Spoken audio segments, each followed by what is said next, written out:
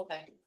All right, There's one there. good evening, ladies and gentlemen. Welcome to the March 26th, 2025 Amityville Board of Education combined meeting. We're calling the meeting to order now at 5:35 p.m. Currently present at the meeting is myself, President Lisa Johnson, First Vice President Carol Seehoff, Second Vice President Megan Vestman, trustees Chris Naring, trustees Caroline Fanning, trustee Winnie Canestro is here, she'll be back momentarily, and Leslie Kretz will be coming to the meeting as well. Also present is the superintendent, Dr. Gina Talbot, as well as legal, John Sheenan. Can I have a motion to enter into executive session for the purpose of advice from counsel regarding particular person's employment history? So moved. And to discuss the superintendent evaluation. Second. So Carol Seehoff was first. Winnie Canestro is second. All those in favor? Aye, motion carries 6-0. It is anticipated that the Board of Education will resume open at 7:30. Thank you for joining us. Exit close to where you are seating. There's no smoking on school grounds, and please silence your cell phones. Please join the Board of Education in the Pledge of Allegiance.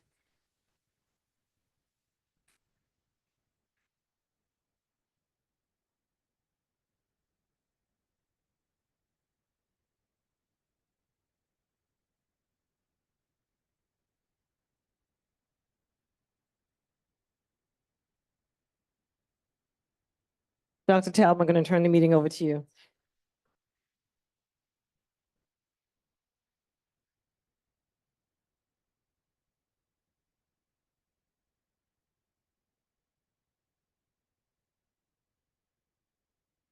Good evening to our Board of Education, staff, students, and community residents. Thank you for joining us on tonight. We begin by celebrating excellence in our community. Our presentations this evening highlight those who continually enhance our culture and climate across our districts. We are proud to honor our staff and student scholars of the month, our top 10 graduating scholars from the Amityville Memorial High School, and our exceptional Amityville Varsity Boys basketball team, along with their dedicated coaching staff.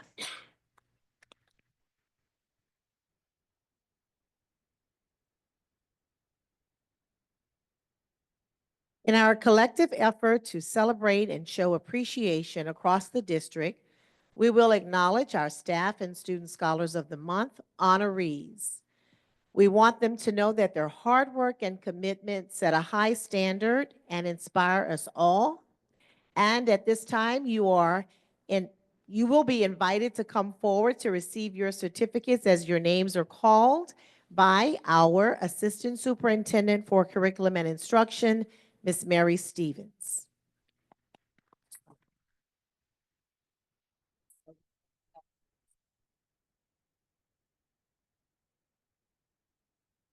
Once you have received your certificates, please remain up front for a group photo with the Board of Education.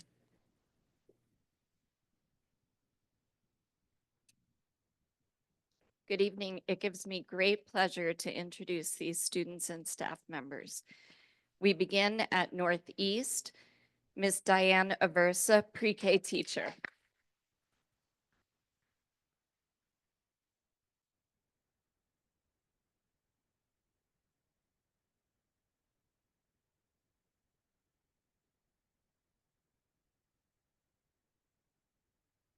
Also at Northeast, pre-K student Madison Rodriguez Solis.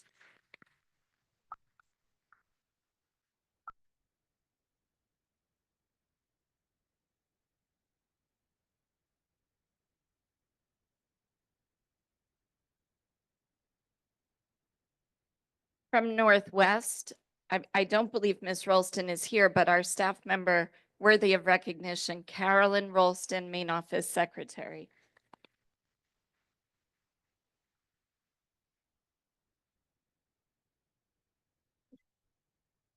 From Northwest, second grade student Stephanie Chub Lopez.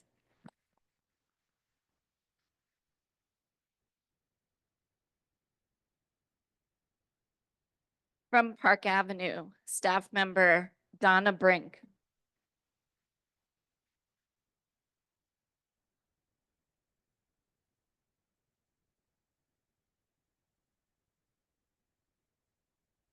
Also from Park Avenue, fourth grade student Malik White.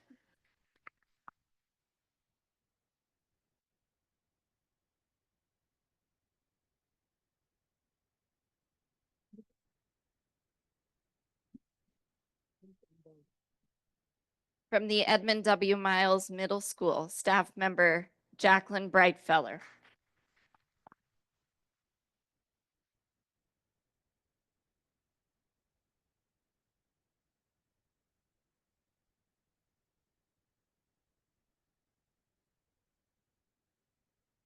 Also from the middle school, eighth grader Tiara Ruddock.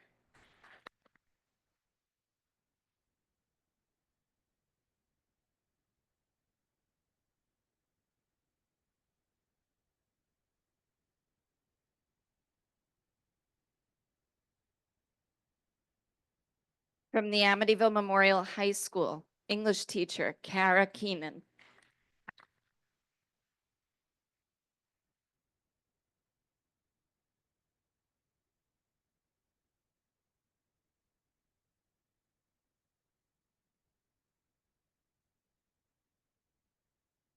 Also from the high school, 12th grader Paula Flores.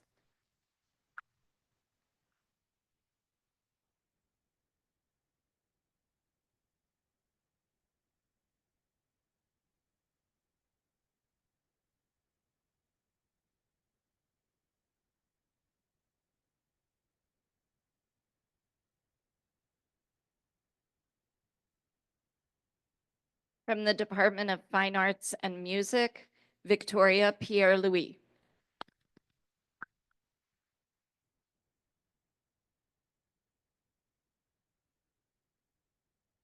And from the Athletic Department, Eric Mejia Zavala.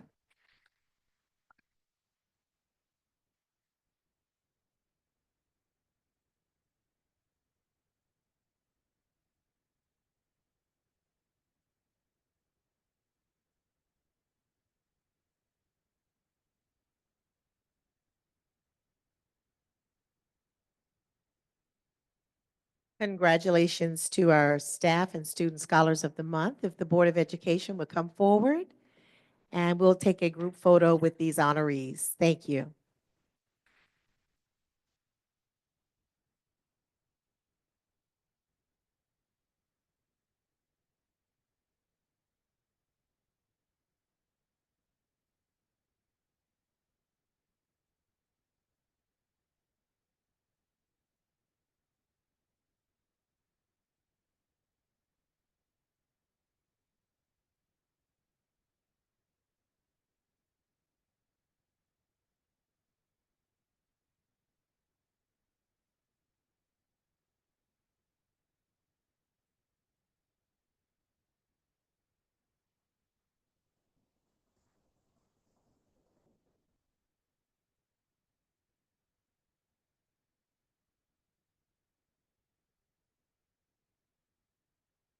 Thank you all for being such shining stars. We appreciate your dedication and all that you do to make Amityville a better place for boys and girls. Next, I would like to introduce Dr. John Cardone, principal of Amityville High School, who will call the names of our top 10 graduating scholars. These students, yes, these student scholars have distinguished themselves through outstanding academic achievement and leadership. After receiving your recognition, please also remain for a group photo to commemorate your accomplishments and the community's support of your academic leadership.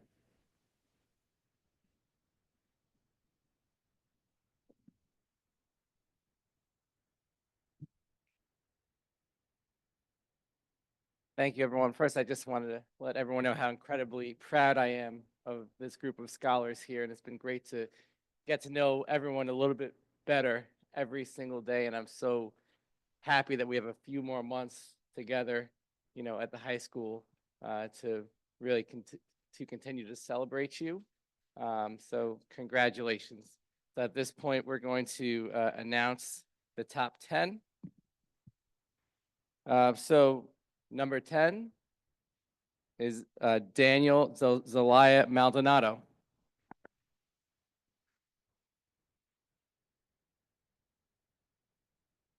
So Daniel identified one of his influential educators as Miss Shulkin.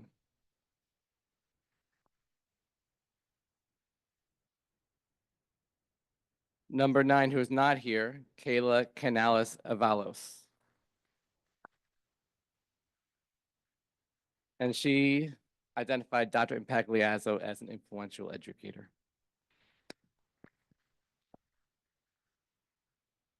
Number 8, Anjuli Prasad.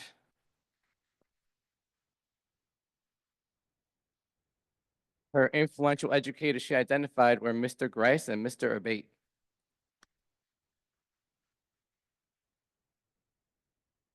Number 7, Jonathan Ruiz Chirinos. Jonathan identified Mr. Wishin as an influential educator. Number 6, Lizette Acosta, who is not here today. You can give her a round of applause. She identified Mr. Zwirling as an influential educator. Number 5, Amelia Sherrington. Amelia also identified Dr. Impagliazzo as an influential educator.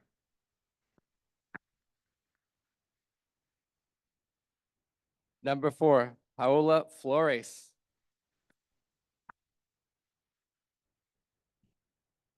Paola identified Ms. Somapira as an influential educator.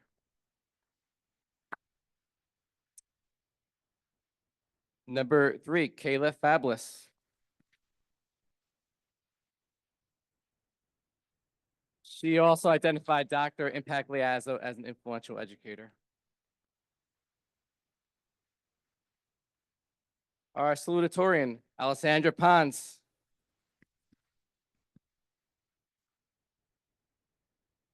Alessandra identified Ms. Loicano and Mr. Zwirling as influential educators.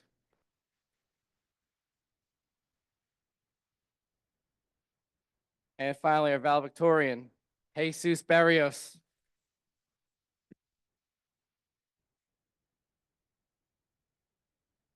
Jesus identified Mr. Zeider as an influential educator. And again, I'm so incredibly proud of this group. It's an honor to be your principal. I'm looking forward to enjoying the rest of the school year and beyond with you. Thank you again.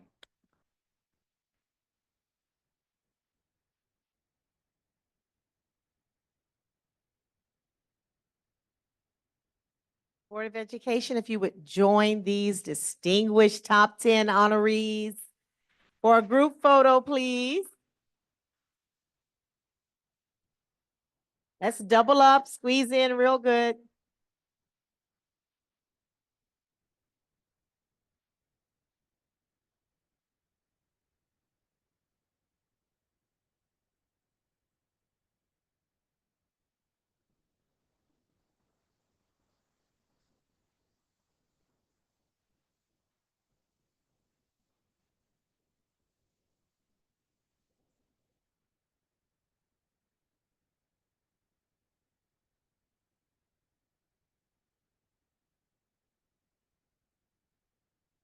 And we acknowledge and are thankful for Ms. Rodriguez, Dr. Vineyard, and Mr. DiCarlo, the administrative team at the high school.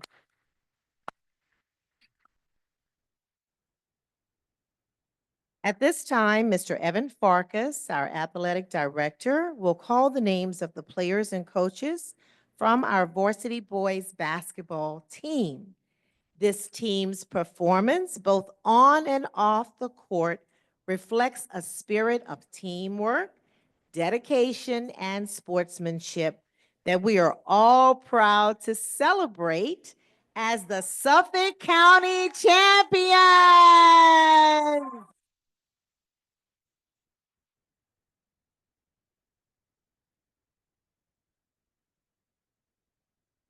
After your name is called, we're going to ask that you two would remain up front for a photo.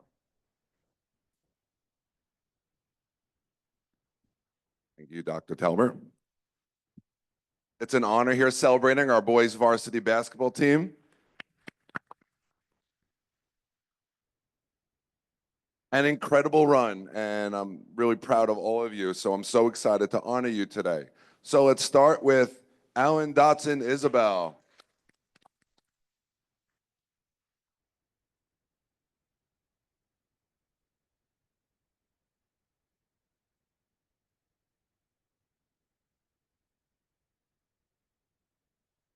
Adam Dotson Isabel.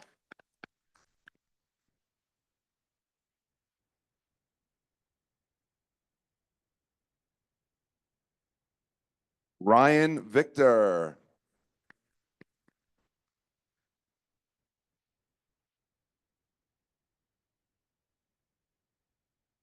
Tayden Mason.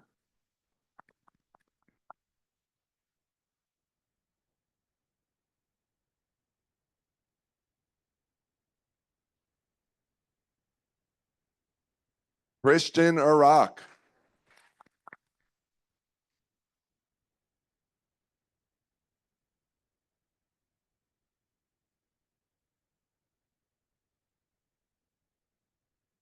Wesley Flythe.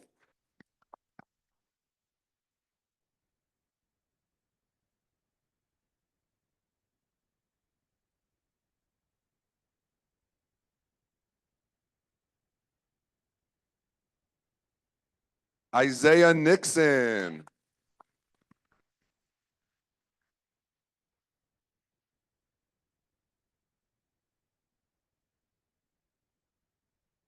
Takai Mason.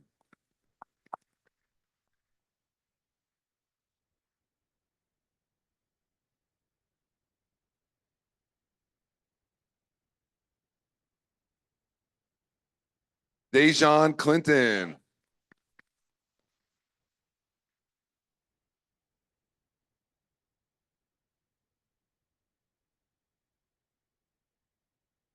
Jordan Hines.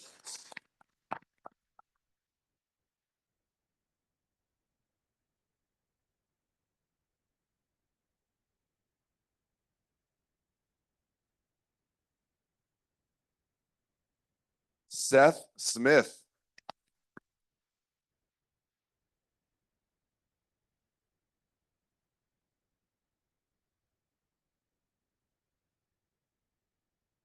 Amir Dickerson.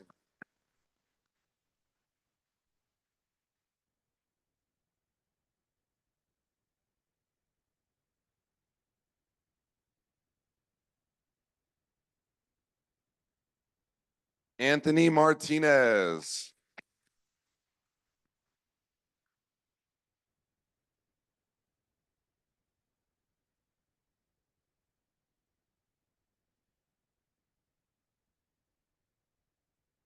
Julian Nelson.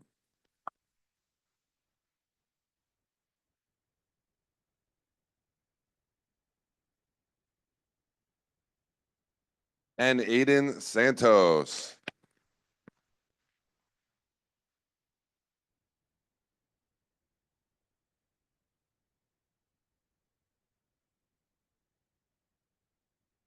Our coaching staff, our middle school coach, John Boel. Our junior varsity coach, Coach Bill Kretz.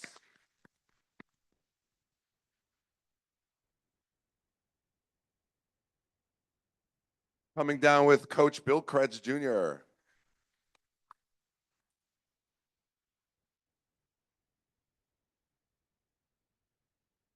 Assistant coach, Anthony Agostino.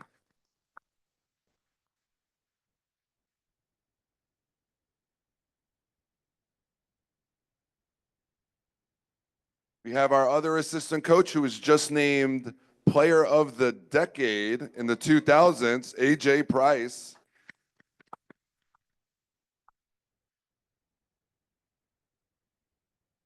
And our head coach who was just named Coach of the Decade in the 2000s, Coach Jack Agostino.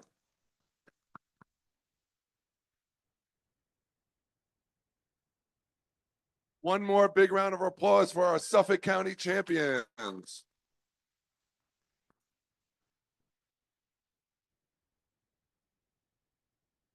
And one more who makes sure that our teams have all of their needs met and then some. Our athletic director, thank you, Mr. Evan Farkas.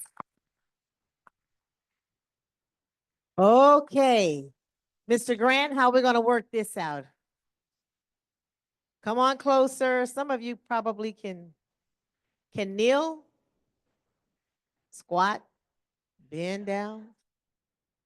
Okay, Board of Education, one more time. Show your certificates out front, put them up, like you did in grade school. There you go. Good. Are we going to all squeeze in?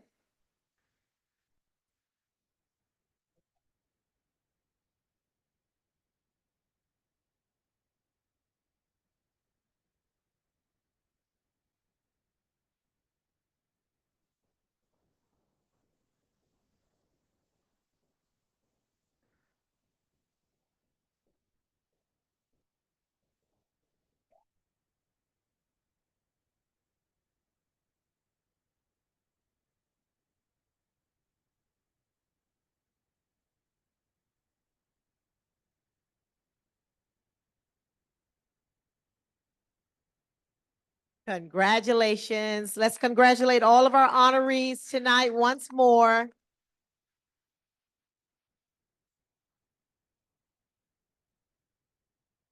Congratulations.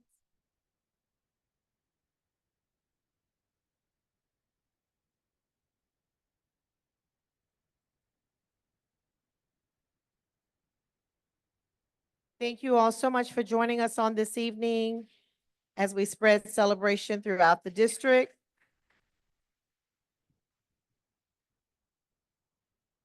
As we move on this evening, we would like to address our financial status for tonight is budget presentation number 4. I understand the importance of clear communication about our budget and where we stand financially. So as we all remembered in 2022-2023 school year, we encountered a budget shortfall. That shortfall required thoughtful and necessary adjustments for the 23-24 school year. I'd like to express my gratitude to everyone who handled this challenge with grace and focused on solutions rather than assigning blame. I am pleased to share that in 23-24, we ended the year in the black with a fund balance of just under $700,000. We are projected to conclude this school year in the black as well, with a goal of achieving a fund balance equal to approximately 2% of our budget. Building a robust fund balance is critical, as it not only provides financial stability, but also positions us more favorably. In fact, we have moved from a significantly stressed financial position to a moderately stressed one in the course of 1 year, as evaluated by the New York State Comptroller's Office. Tonight's presentation will cover revenues and expenditures, transportation, and the property tax levy. I recognize that there are concerns regarding transportation changes affecting parochial and private schools, as well as an unsettling about the future of Northeast School. Please know that these issues are being addressed with the utmost care and consideration. We will hear from our elected officials regarding the $2 million request during the first week of April. Therefore, no definitive decisions about Northeast School will be made until such time prior to the adoption of the budget. Thank you for your attention and continued support as we work together to ensure a bright and stable future for our schools and our community. As we move forward in tonight's presentation, at the beginning of the budget process, we presented to the Board of Education a budget totaling $124,900,000. From that time, there had to be cuts made to the budget. Cuts in the areas of non-mandated expenses, building and grounds, special education, and the list goes on and on to the tune of $2.3 million in cuts. After those cuts, we are now standing with a budget at $122 million, $122,541,000. However, we only have revenues that total $121 million. Therefore, we're experiencing a delta, a deficit, a shortfall of $1.3 million. Now, this will change if the state aid increases. So let's take a look at the difference that I just spoke of between our revenues and expenditures at $1.3 million. And then you have the $2 million that has been requested from our elected representatives, leaving us with $3.3 million budget gap to close the budget. Scenario number one, we have met with our state aid contact, and we have pretty much surmised that our additional state aid is going to be somewhere around $350,000. In addition, in this scenario, if we are securing the $2 million financial assistance that we've requested, we will then have to cut an additional $999,000 from the budget, or find $999,000 in revenue to balance this budget. Scenario number two, if we secure, which we are, securing an additional $350,000 in additional state aid based on the legislative budget, but we are not granted the $2 million in financial assistance, then our cuts are revenues totaling an additional $2.9 million will be needed to balance the budget. In addition to the $2.3 million that has already been cut, to get to that 999, or as close to it as we've been able to get to date, we would be looking at the following cuts around security, $74,000, estimated savings from transitioning our in-district bus routing at $25,000, higher state aid by combining our pre-K and kindergarten transportation. If kindergarten is relocated to the Northeast building, we would be able to claim state aid on the transportation, estimating around $100,000. We are looking at the reduction in the number of after-school buses. This means if we are cutting back on our after-school buses in the Amityville School District, We will be cutting back on after-school buses in private and parochial schools as well. Reducing the use of district facilities from 7 days a week to 6 days a week by eliminating building use on Sundays because Sundays is double time.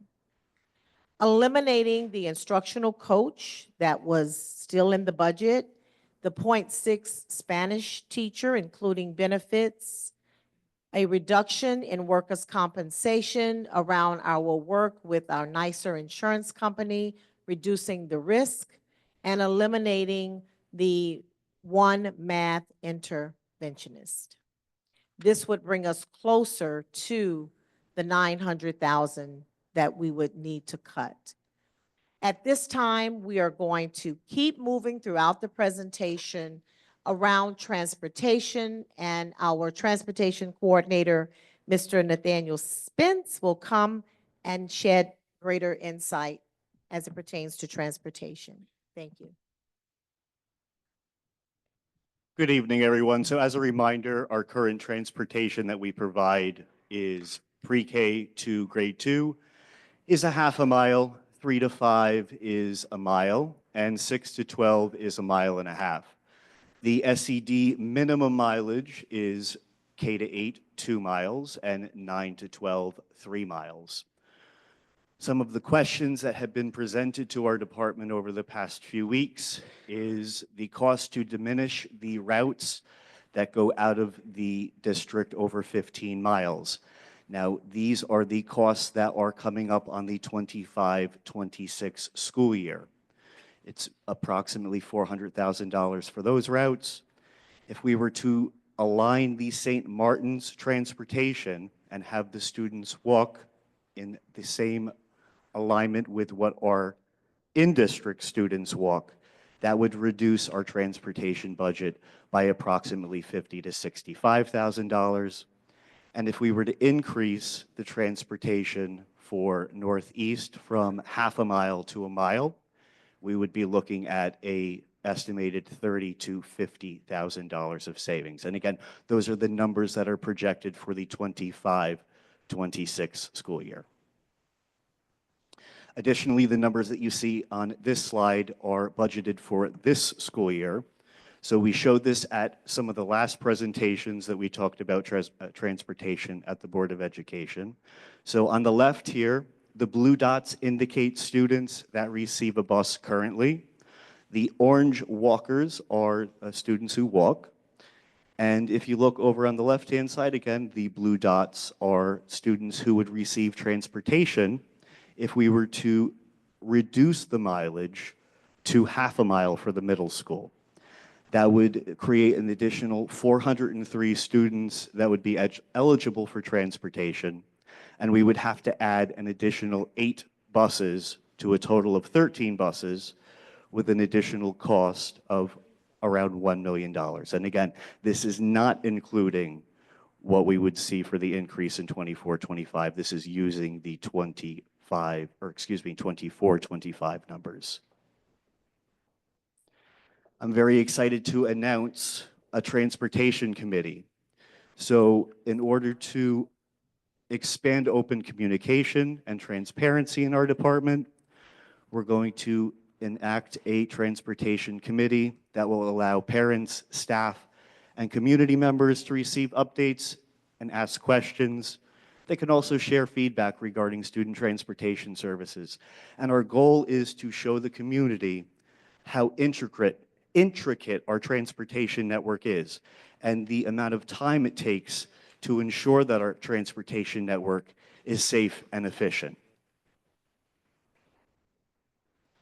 And the people that we would be looking for this transportation committee are any parents of students, any retired police officers, any retired or active school bus monitors or drivers, emergency services workers, transportation or logistical professionals such as UPS, FedEx, the post office, MTA, any other transportation logistics are welcome. If we have any civil engineers or urban planners out there that would like to chime in and see how we could possibly make things better, you're always welcome. And anybody that might have a technology or GPS background for transportation are some of the people we're looking for in this committee.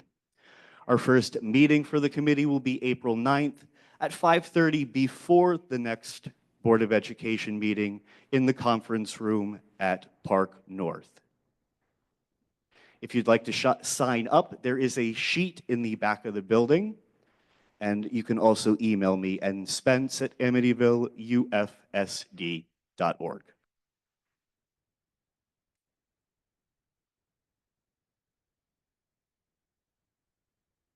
Thank you, Mr. Spence, and please share the word regarding the Transportation Committee because our collective voices are always more informative than one voice. At this time, Ms. Buatsi will lead us in the next part of our presentation around our property tax cap. Ms. Buatsi.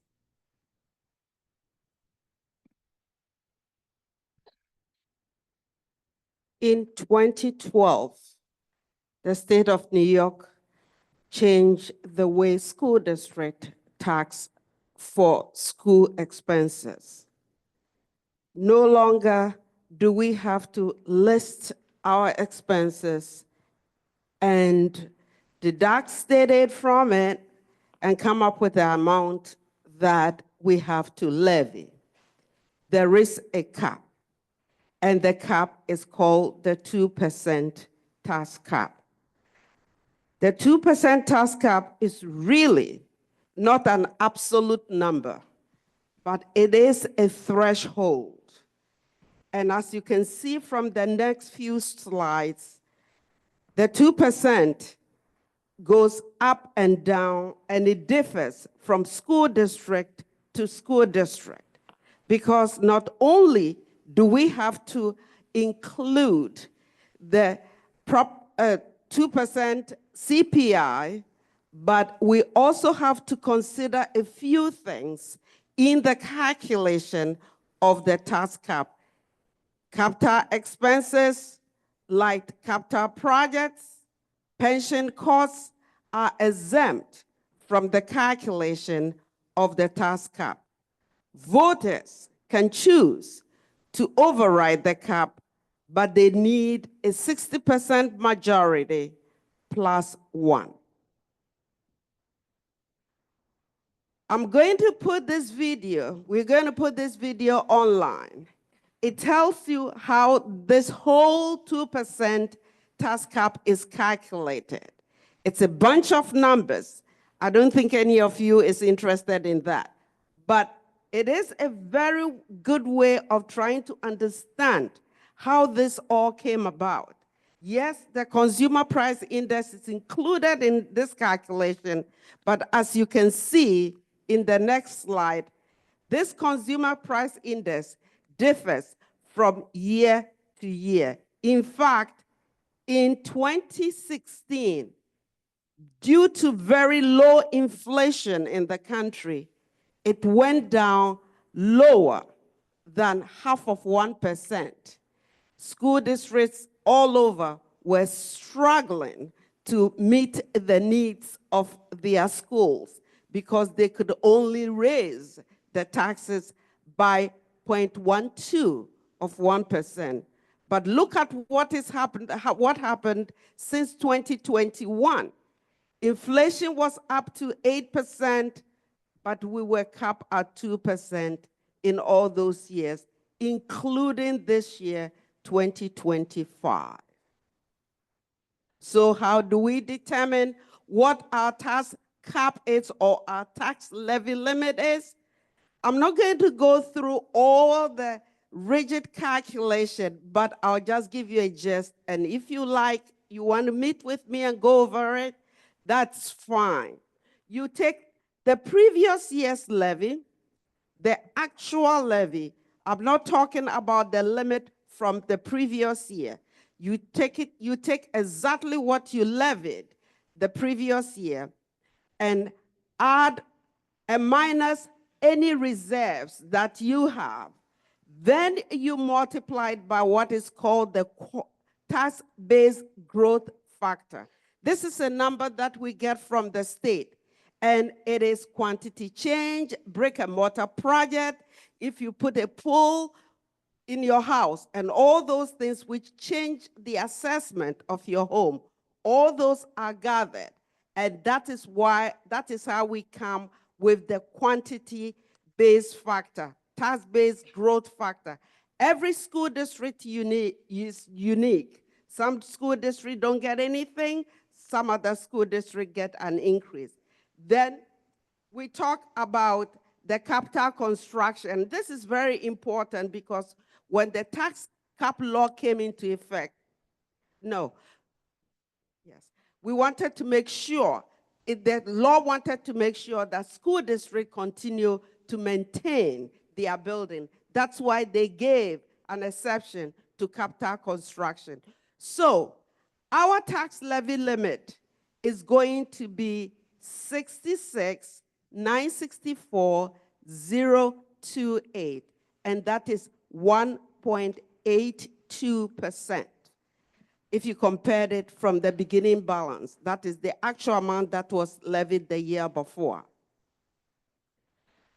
This shows how these numbers are put together. So how does it impact the average homeowner? This is the actual tax levy for the town of Oyster Bay. Please note that this doesn't include the equalization rate.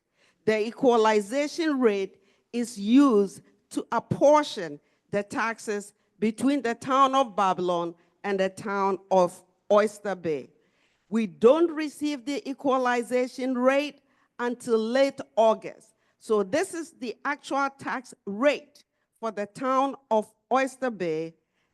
And so with the tax increase that I just mentioned, for an average home valued at $366,000 in the town of Oyster Bay, the increase will be about $84 per year, and broken down by month comes to $704. Same thing with the town of Babylon. This is the actual tax rate for the 24-25 school year. So the effect of an increase, 1.82 increase in taxes will be 7.34%. Again, this does not include the equalization rate. Thank you.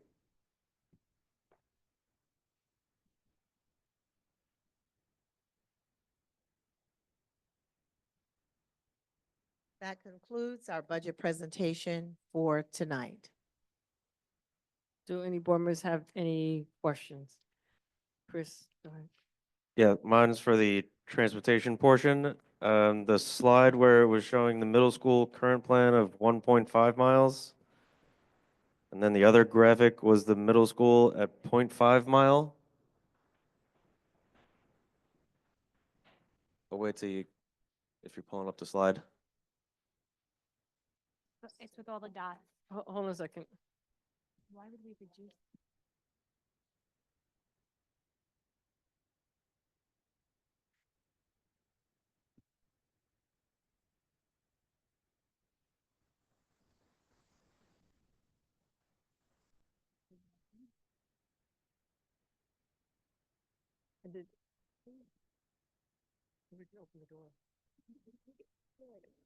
Dr. Talbot?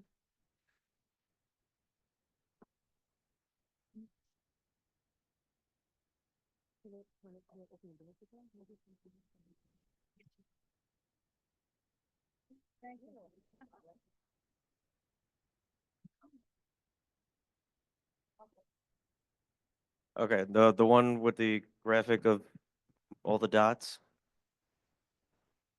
This one, yes. What is the reason that we're showing a plan with reducing the middle school to 0.5 miles? This was the information that I was asked to produce for part of this meeting. But can anybody tell us why? Because it was in alignment with the St. Martin's students and what they're currently provided for transportation. Okay, so St. Martin's, the entire school, no matter what grade, currently gets half a mile? Based upon the current routing, yes, many families are getting a half a mile of transportation. Okay, so then so this is to show if we brought the district Exactly, to yes. the St. Martin's current standard, then that would be the addition. That is correct. Okay, now I understand. Thank you. Okay.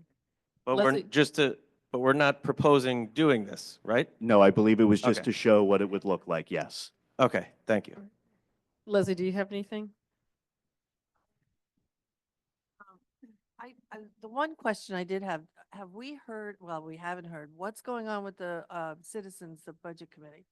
Are we going to get a report from them soon or just curious? Dr. Talbert? The Citizens Budget Advisory Committee has been doing a lot of deliberations, listening, researching, asking some very pointed questions. They are meeting again on April 1st in preparation for their recommendations to the board. And we will be hearing some of their feedback very soon. Thank you. Their recommendations, will that be a presentation publicly to the Board of Education, or will that just be in writing? How will that roll out? I think that will be decided. It will be decided by the committee with the chair, Ms. Buatsi. I As to the prefer format. a presentation to the Board of You Education. So- prefer a Yes. presentation? Okay. Thank you. Wendy? Hi. So first, I want to congratulate the students and staff who were honored and the team. So thank you for that. Thank you for the presentations. Everybody did a great job. I have several questions. 366,000 assessed value for town at Oyster Bay. I would buy a house if I could get that. I mean, that seems really low. Don't you think? It But is it's the an assessment. it is the assessed value, but not the market value. I understand, but that still seems considerably low. Yes, that's the average that they use for tax purposes. Oh, there's different ones you presented. I didn't Correct. see that, so I Correct, apologize. correct, I was gonna say correct. 366, Correct, I'll get correct, something. Okay. As far as the transportation committee, I thought that's a great idea. Is that's year round so that you get feedback and so you brainstorm and everything. Is that correct? We're thinking right now it'll be quarterly. Quarterly? Yes. I would ask that a board member be Absolutely. added on to that. That's a great idea. I think anytime we get the community involved. Eliminating the facility use on Sundays. Do we have people using our facilities inside on Sundays? I thought we stopped Sundays. You're saying I think it's $100,000 savings, but I thought we eliminated that. So where is that $100,000? To the best of my knowledge, they still use the field. And if they use the field, we have to maintain it. So all those add up. That's what I'm talking about. Maybe they don't come into the building, but they still use our facilities, the fields. But we're maintaining it year round anyway. Yes, but the wear and tear becomes an expense for the district. Okay, the state aid projection is $600,000 on state ed. And we're talking about getting an additional $350,000 with that assumption. The $600,000 that you are referring to is under the governor's budget. Right. We are talking about the legislature. The legislature is the final one, what we are waiting for around April 1, if the budget is on time. We are expecting that we will receive additional $350,000. And let me just go back to explain one more thing. Sure. State aid is always being revised based on the data that you expect, based on the expense that you. So we know we've met with the state aid plan, our state aid planner, and we went through the minutia of some of the numbers that we have to present to the state to get additional aid. And that's how we came up with the $350,000. Building aid, public access cost aid, even an aid for a kid who goes to a charter school. All those little things, we delve deep into it, and try to recoup as much as we can. And that's what we are talking about at this point. Okay, no, that's great, but I do understand it's a challenge for all school districts. This is something that, you know, you're trying to project and you just never know, and you hope that you're getting a lot. So I understand the challenge with that. With the money, the $2 million that we have that we're going to apply to the tax levy, I think it was 2.3 million, but, right? 2.3 million, I think you said that? It's 2 million. Not, no, I'm talking about the money that we have at the end, right? Like. that Yes, we have. yes, Okay. yes. You are talking about the fund balance. Right, the fund balance. yes, So the yes. thing is that we got a $2 million infusion last year, Yes. but did we need the 2 million infusion if we have leftover 2 million? Yes, we do. But it's left over, but we didn't use it. So I guess But we are my, giving it back to taxpayers. which is great, which we should give back to taxpayers, but I guess I have a couple of thoughts on that is, I hope we get money from our elected officials. I always think that's great, but we built in the assumption that we would be getting it. But if we got it and we didn't use it, are we going to get it again, right? And we're not the only ones in the town of Babylon, you know, facing these issues. And then the other thing is, while we had leftover 2 million, none of our children had field trips. So we kind of did that on the backs of our students, which I don't love that we did that. The other thing is, the Citizens Budget Committee, just through conversations with some people, I know that they've been asking for documents and building use analysis, and they haven't really received a lot of this information, which I think has delayed the recommendation. So I am concerned about that with them getting that information, because, right, you have all these great people come together, and I know that some people have expressed some frustration. They haven't received that in time, so it's been delayed. And we've only gotten minutes from December. The board has not received minutes for these past couple of months, which I think I asked for last month. So just a couple of brief points that I just want to bring up. You know, we're facing these big budget gaps. Our transportation contract is expiring. We just sent out an RFP. I'm not sure if the community is aware or not, but we're looking at a 30% increase, which is a $3 million increase. If we knew that the contract was expiring, why would we have sent out the RFP now in the middle of budget season and not gotten ahead of this so that we knew the exact numbers going into budget season? We started this process in November, immediately after Mr. Spence joined our team. And what we did was that, as a first step, we approached the current vendor and to negotiate a 1-year extension of the contract. In fact, Dr. Talbot was with us. We pleaded with them to extend the contract for 1 more year, and they would not give us that extension. That's what triggered. So we had to go back to the table and begin to draft the RFP. And it's a long, tedious process because it only comes up every 5 years. And we wanted to make sure that we included every aspect of safety, every aspect, everything that we needed to include in the RFP. Mr. Spence worked on it. And some of that requires that we go back to the state to investigate exactly how we have to put the language. And then we have to work with legal counsel to make sure that what we're stating in the RFP was indeed what is accurate. Right. So, So there I was just, a back and forth okay, for about but I 2 just want to months. say you started this in November, but we Right. did know July 1 going into this school year that we had a contract that was expiring, and it would have behooved us to start the process sooner so that we would have had the RFPs out and back now, because now we're waiting. When are we supposed to get them back? Mid-April or something, right? April 9th or April 11th? 9th. April 11th. Okay, so it would have been great if we had those numbers. You know, we were provided a list of cuts by the superintendent. I think it was March 11th. And while I know central administration worked on this, in reviewing this, I'm not in a line with necessarily all of these cuts. I think that anything that touches children, instruction, or things like this, I do would like to see pulled back on. You know, elimination of TAs in grades 1 and 2. I definitely have an issue with that. I think those are really essential to support our teachers and our students. I know that it's a savings, and I also see that there's 3 students saving $500,000. I don't know what that is. Is that, why are 300 students saving $500,000? We worked closely with the special education department.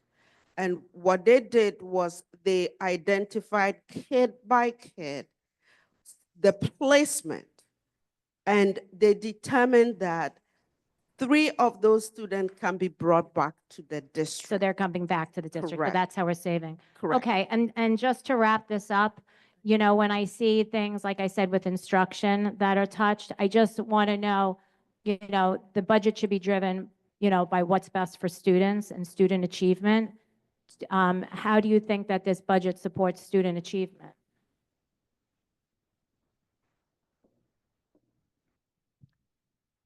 Curriculum and instruction should always be the driver, the key focus of any budget.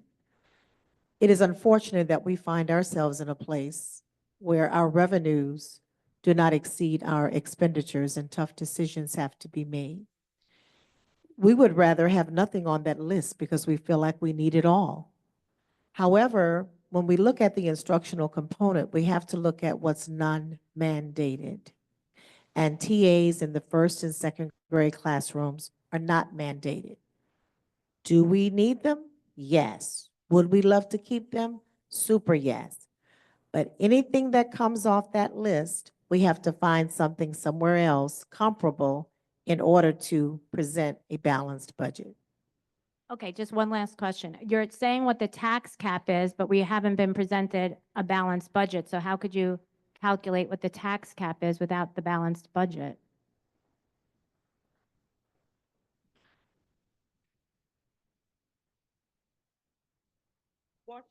What Trustee Canestro is talking about is this. The tax cap is a calculation. This is just the tax limit. The cap is a limit, it's a threshold. It is irrespective of the balanced budget. So these are numbers that you come up with without the balanced budget or not. And once you reach the limit of this number, that is the limit. You can exceed that. Okay, thank you so much. Trustee Messi. Thank you. Okay, so Wendy covered a lot. There was a lot of rumors flying around on social media, so I think this discussion is helpful. I don't know that the community was actually aware that we were faced with a $3 million increase in transportation. And the only reason why the voter proposition from 1968 was even unearthed was because it wasn't found right away. So then we were presented with, okay, well, what is the difference in cost between providing what the voters approved in 1968 versus what is mandated by the state? And that was about a $1.5 million cost difference. Increase, sure, whichever way you want to look at it. So nobody was talking about changing what the voters had already approved in 1968, but it was presented so that we understood what the cost difference was. There was also like a rumor that the pre-K and K transportation was being cut. That is in the RFP that went out. Pre-K, the Northeast building is in the RFP that went out for the transportation contract. So that is not, that was just another rumor circulating that a lot of people are getting upset about. As far as, there's another topic that hasn't even come up with the increasing to the 15 miles. The parochial transportation beyond 15 miles. And this is not in the presentation today, but the Board of Education has been presented with, I'm sorry, maybe it is. We got this presentation last night. The cost associated with that is in here. And we will discuss later a voter proposition for that topic. When I look at this presentation, we still have to potentially cut $3 million. And I don't love that we're still, we're just assuming that we're gonna use all of our leftover fund balance for our revenue for next year, right? I'm sure nobody loves that, right? But, so I'm just running the numbers and I'm going, okay, Northeast was put on the table by last year's board. And we're told that Northeast costs $2.5 million to operate. We have a $600,000 UPK grant. But now we're gonna move kindergarten students over there. So I'm going, okay, well, is that even going to offset the cost to operate the building? So it doesn't seem to. And, you know, we have 159 kindergarten students right now and, you know, just short of $9,000 per student foundation aid. I'm calculating that we would still be running at a deficit if we left Northeast open. And I'm saying this, not that I'm advocating to close Northeast, but just so that the community would understand that these decisions will impact us going forward every year. We will be in this position every year if we don't look at these bigger chunks of money. And so then I go, all right, well, what about that hallway in Northwest? And what does that cost monthly? And we got the utility breakout and it's, you know, $6,000 per month. Okay. Park North, $14,000 per month.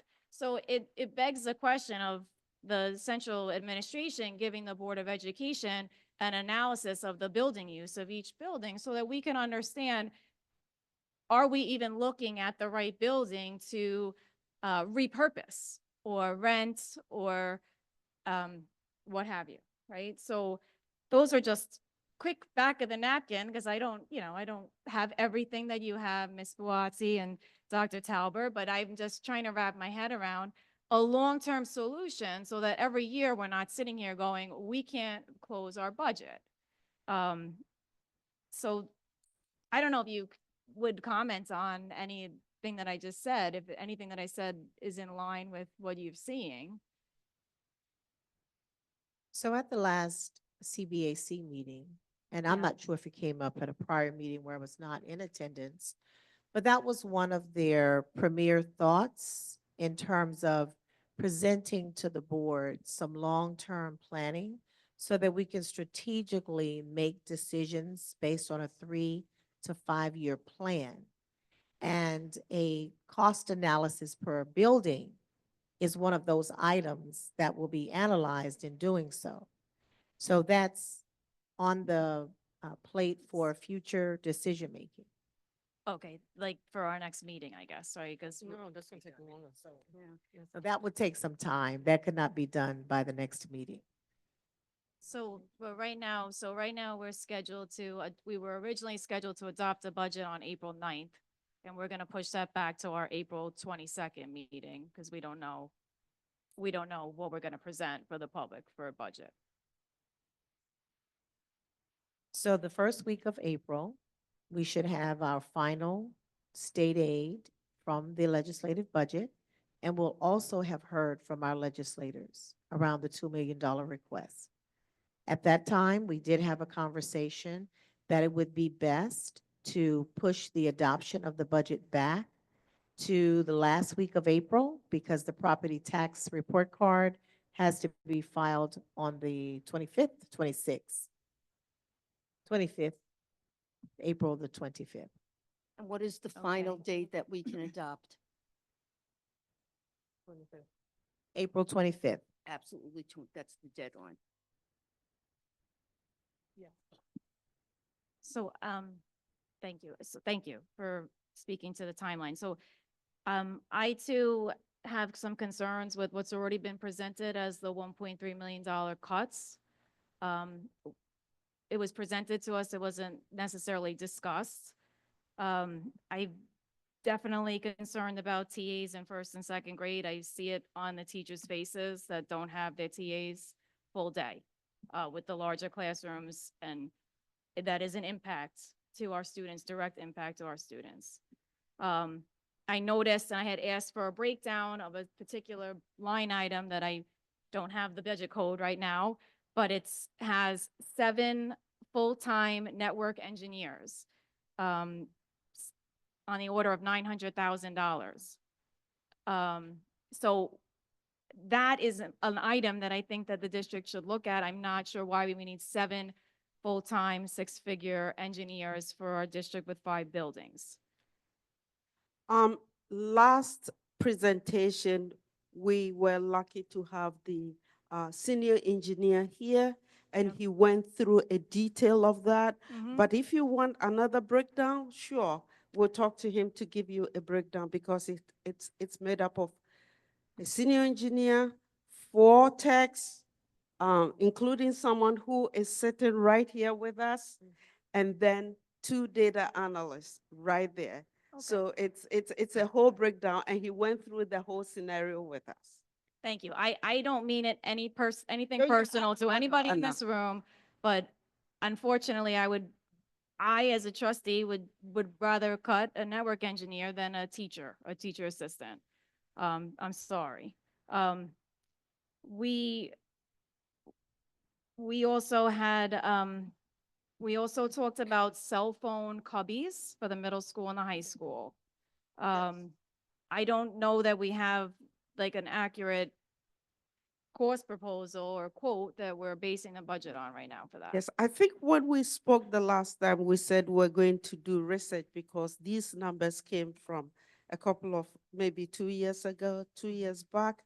And so things have changed. And what we plan to do is to coordinate with the building principal to see whether things have changed and what the best strategy will be. But we have to hold the budget line, keep the budget line, so that when they come up with a proposal, we'll be able to fund it. Oh, I definitely don't want to cut the budget line. I'm concerned that it's not adequate. Because it would need to be installed, because I think that was based on pouches. Yeah. Yeah. And we talked about the concerns of the pouches and how they get damaged and et cetera, et cetera.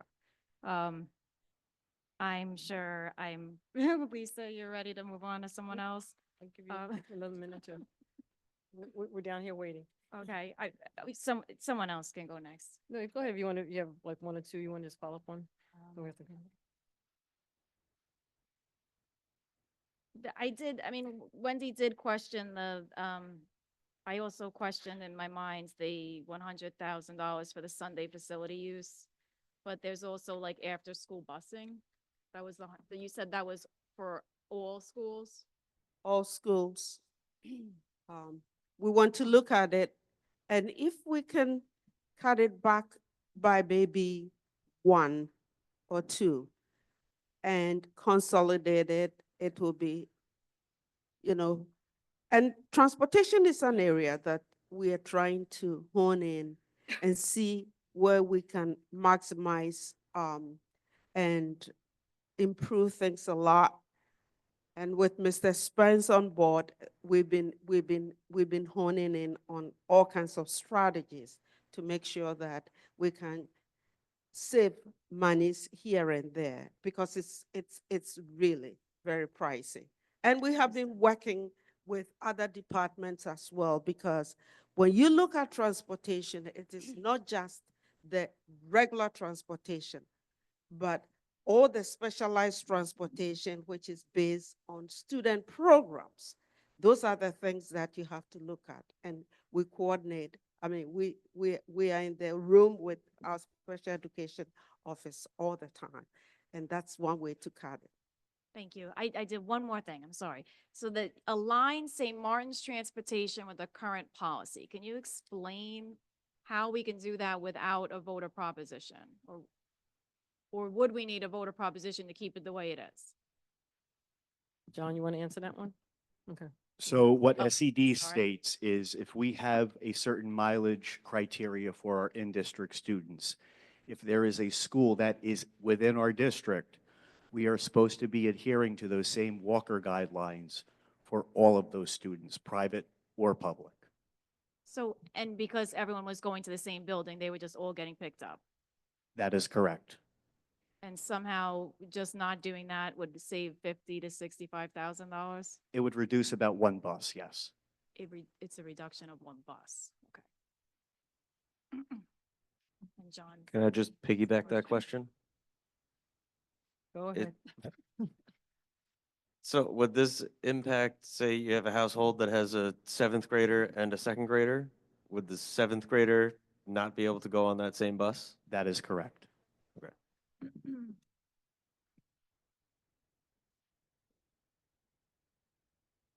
No, no, I didn't hear. What is your question, Chris? My question was that if there's a household that had a seventh grader and like a sixth grader and a second grader, if we brought the standards back to where the rest of the district is, the seventh grader wouldn't meet the standards, but the second grader would.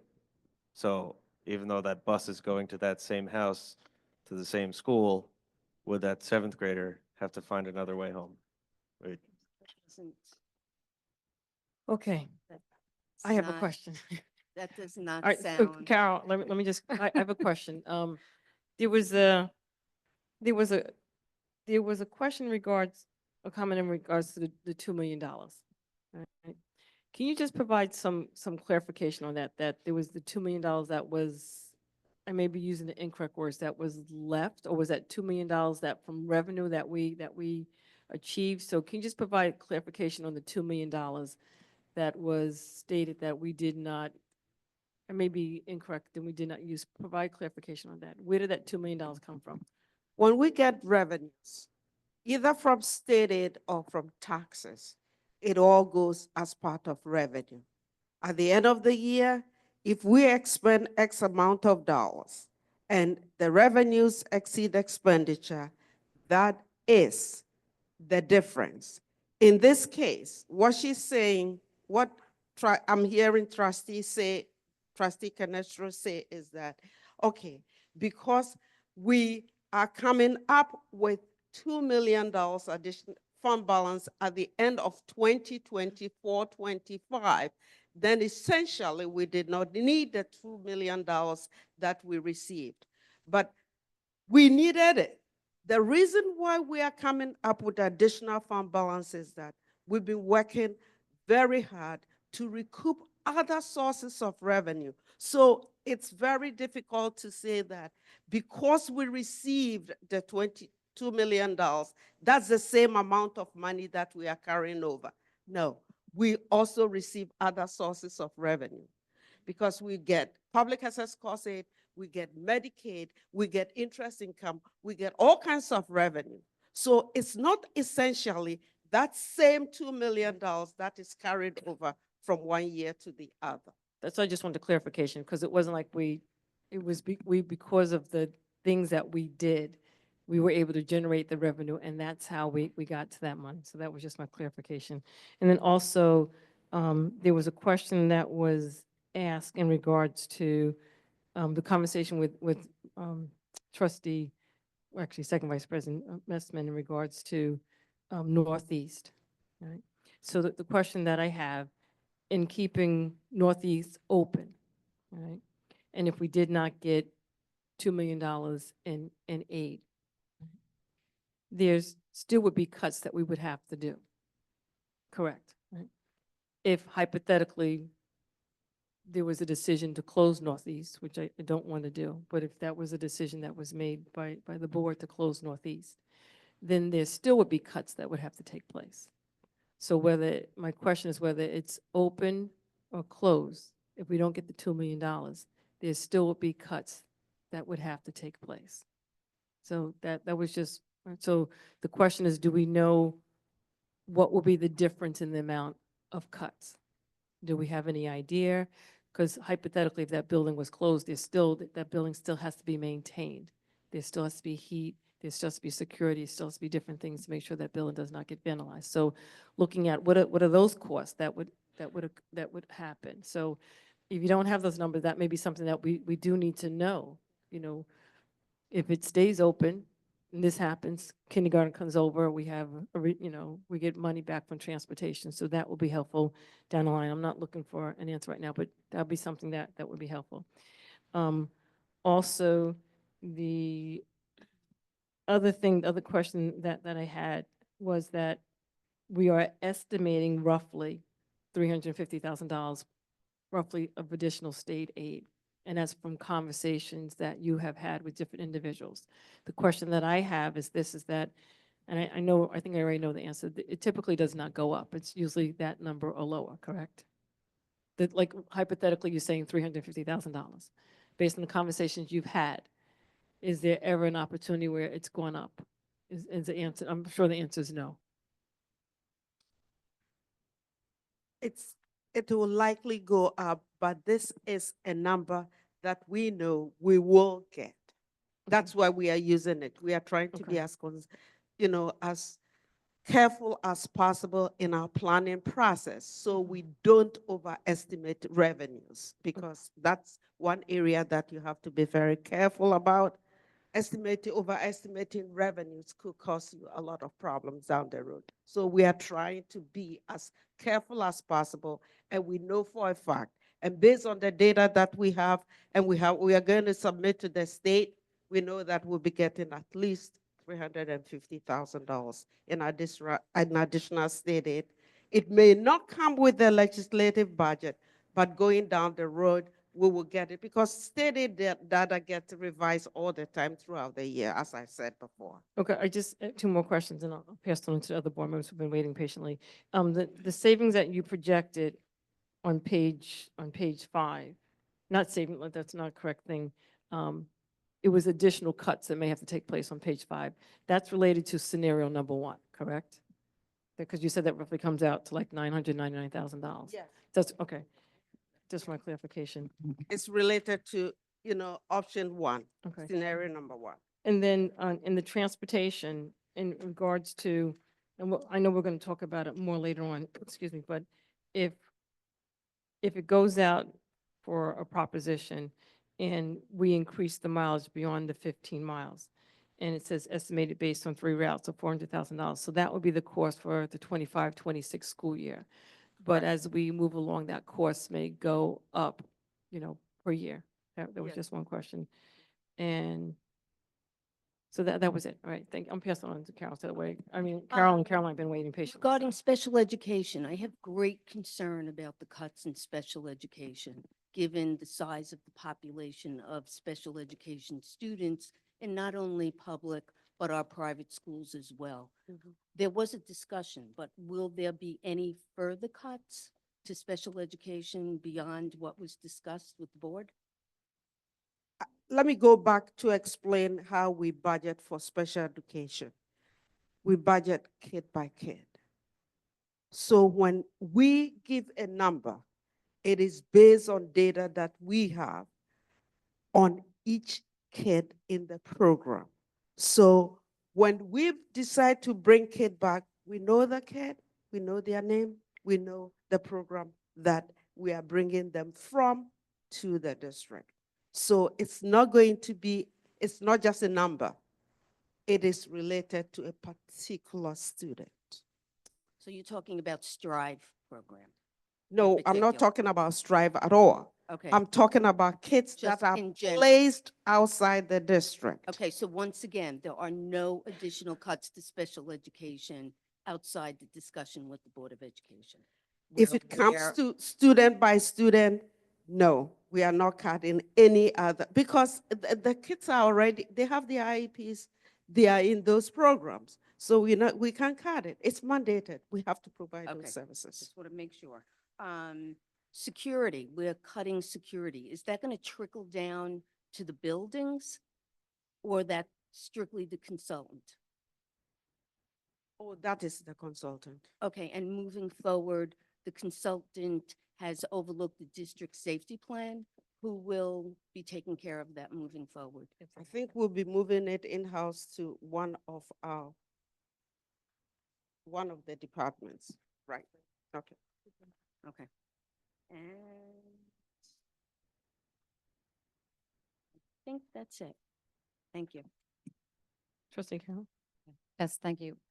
Nate, thank you for another presentation. As far as the committee goes, generally speaking, I think they're great ideas, but I should caution the people in the audience, the parents who probably think, this committee is being offered as a way to have your voice heard relative to this budget. Obviously, that's not going to happen because the first meeting is the day that the budget is going to be adopted, if it's adopted on time. So this committee, great to set it in motion and have it be an ongoing thing, but I just want to caution people that we only heard about this committee just last night and thought, well, what good is that going to do for this year? Honestly, nothing for this year, but a good thing to have in the future. Similarly, on that topic, of transportation, if painful cuts have to be made, they have to be made. But to the extent that we could have controlled the timing better, it's unfortunate that we didn't. We had a 5-year contract. So that means that this contract was back in 2020.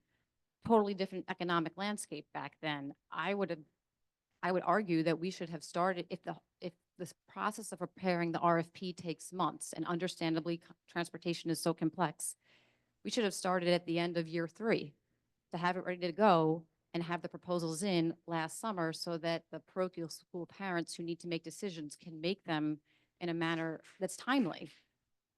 If the cuts have to happen, like I said, I would hope that people can understand why, but to spring this everyone on last minute, it didn't have to happen this way. And I know, Nate, you only just arrived last summer, so I'm not putting this on you, and we're very, very happy that you're here, but I just feel that we need to set a higher standard for ourselves as a district as far as getting ahead of schedule with everything that's going to have a deadline eventually.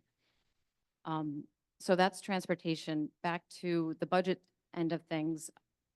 We have seen since the first presentation back in February, a lot of different proposals with regards to personnel changes. The first proposal was a whole bunch of additions, almost 12 positions added.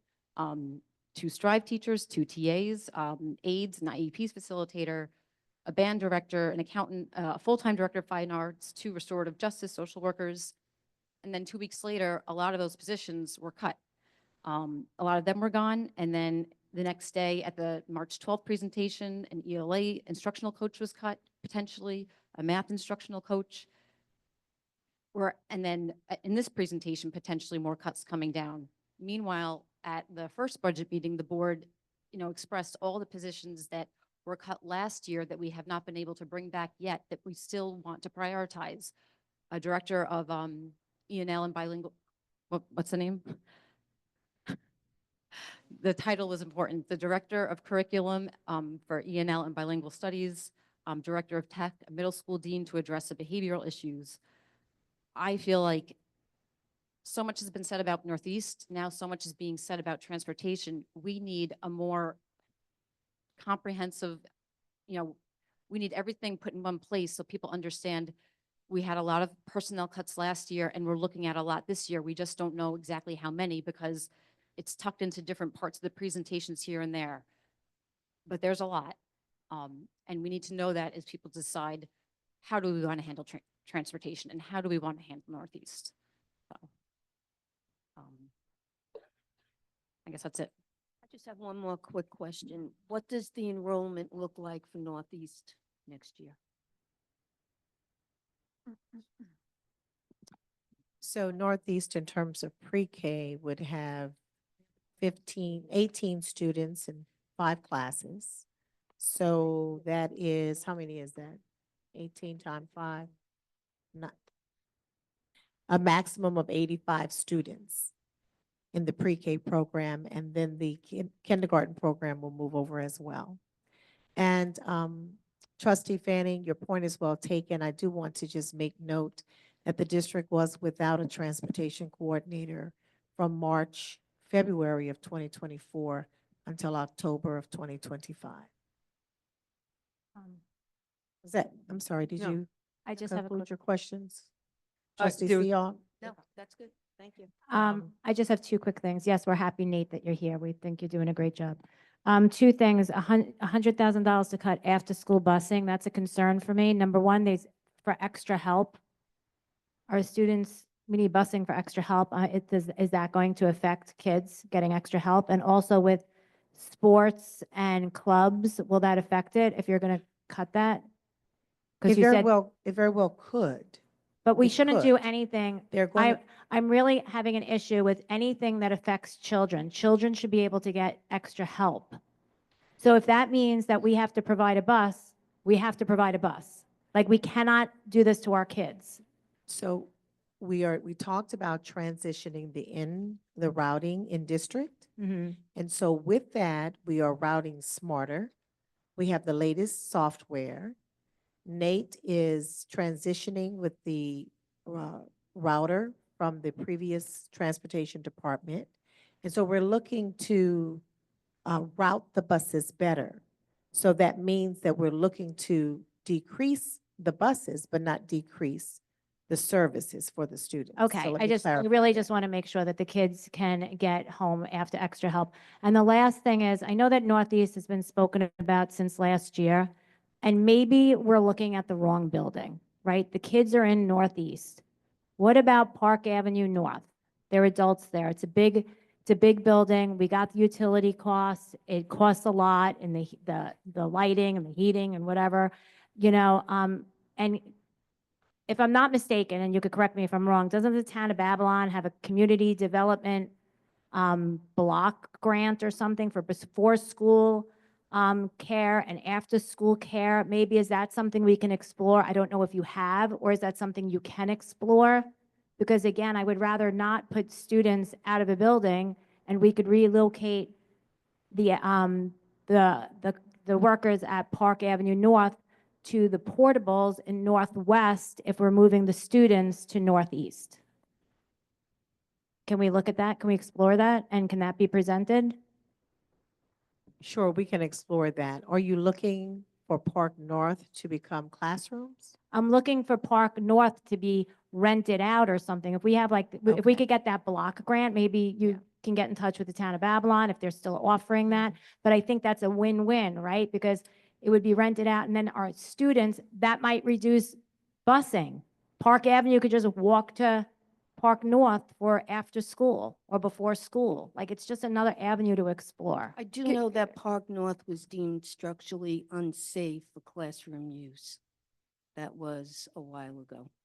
So, Park North, rather. Okay, So- we'll Yes, definitely not Park Ave. explore. Sorry about that. Park That North. did come up at CBAC Yes, to, in that their was building definitely- cost analysis and looking at each building. So that'll be a part of that whole. Okay, if you could let Right. us know. Thank you so much. I think I hear your suggestion, Wendy, trustee Canestro. I think it's something that I think they really have to look at what is in that building and what that building is used for. And that will determine whether or not everyone that is in that building and the purposes and all the documents and everything that's connected to it could be moved to another location. So we'll wait to see the feedback that they provide to us, and then we'll be able to have a better understanding. Thank you. All right, thank you. Thank you. At this point in time, we will take community input regarding board agenda items only. So if you have any input on agenda items only at this time, just come to the mic. Just please state your name and go from there. Thank you. Timed again? Say it again? Am I on a timer as well? Yeah, just give us 1 second. Thank you.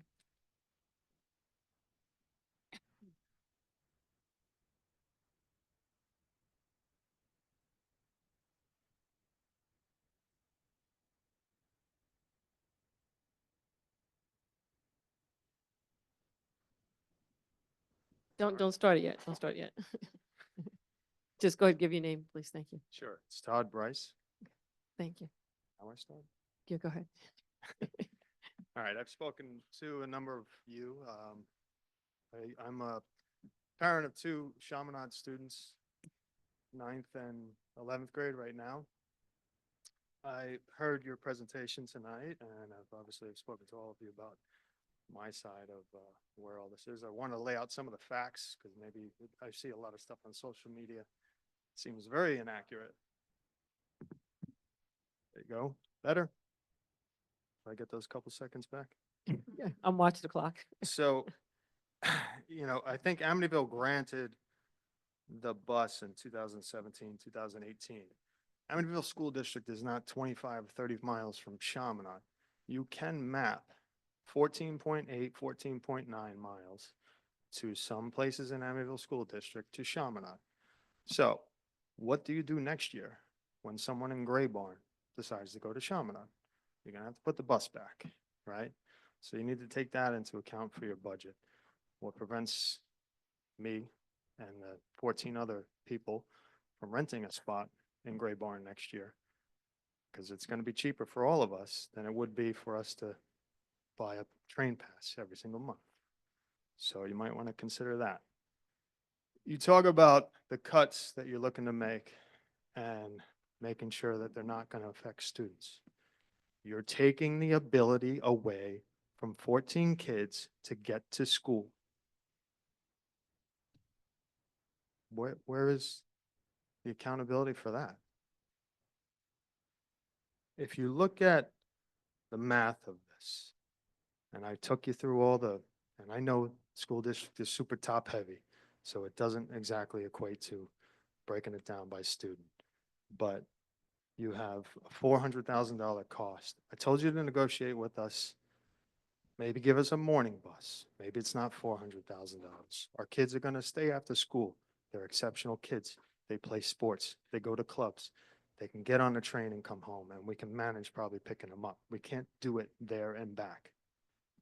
We had this ability. It was given to us. A lot of people have made a choice to send their kids to school there. 7, the highest class of enrollment for Chaminade is this coming September, and you're taking it away. So negotiate with us, figure out how. I've already started a petition. It took me 24 hours to get about 250 signatures in a household. That's probably way more voters than 250. So if you want to put this to a referendum and have us vote on it, we'll vote on it, and I will do everything I can to make sure that it passes or something else fails. But give us the ability, don't just pull it away from us without any warning. Thank you. Thank you. And I hope that if you do take this away, and we're back here next year and you got $2 million in your reserve budget, that's not the case. Thank you.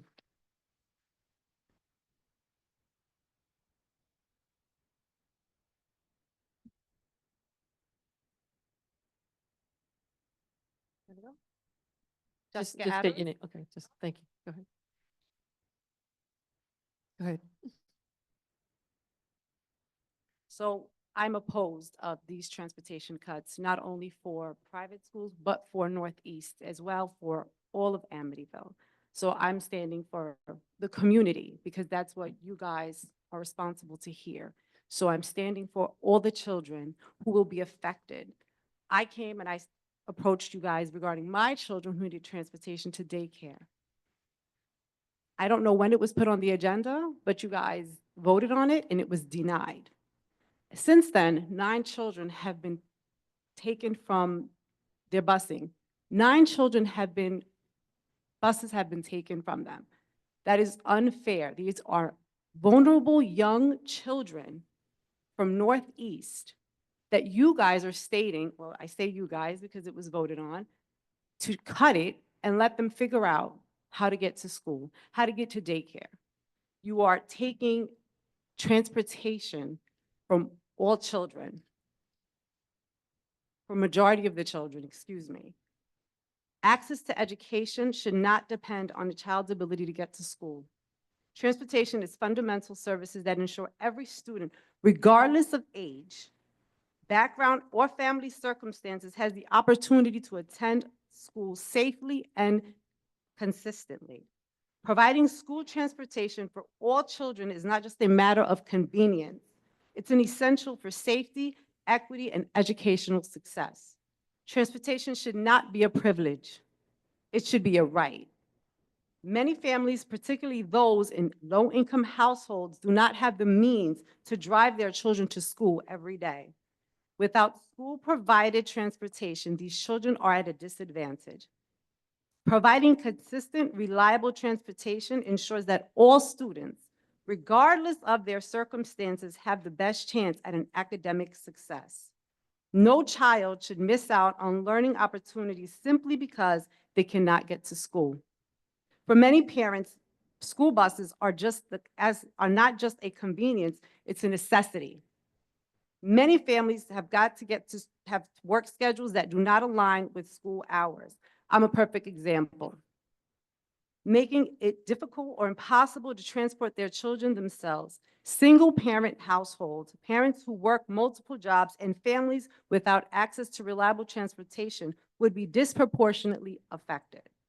Providing school buses for all children allows parents to work without any added stress of coordinating daily drop-offs and pickups. Providing transportation for all students regardless of age, and its investment to safety and equity. No child should have to struggle to get to school.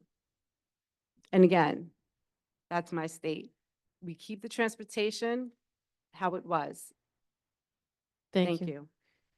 Just for, no, thank you, just for one clarification, and Mr. Sheehan, you may have to help me on this. In terms of dropping kids to daycare after school, just provide clarification on that. Yeah, that was. So that, that's not authorized under the education law. Okay. And is that Or just for for pre-K? pre-K. For pre-K, we're not. Correct. So now, if I'm not mistaken, Amityville has been taking children to daycare for how many years?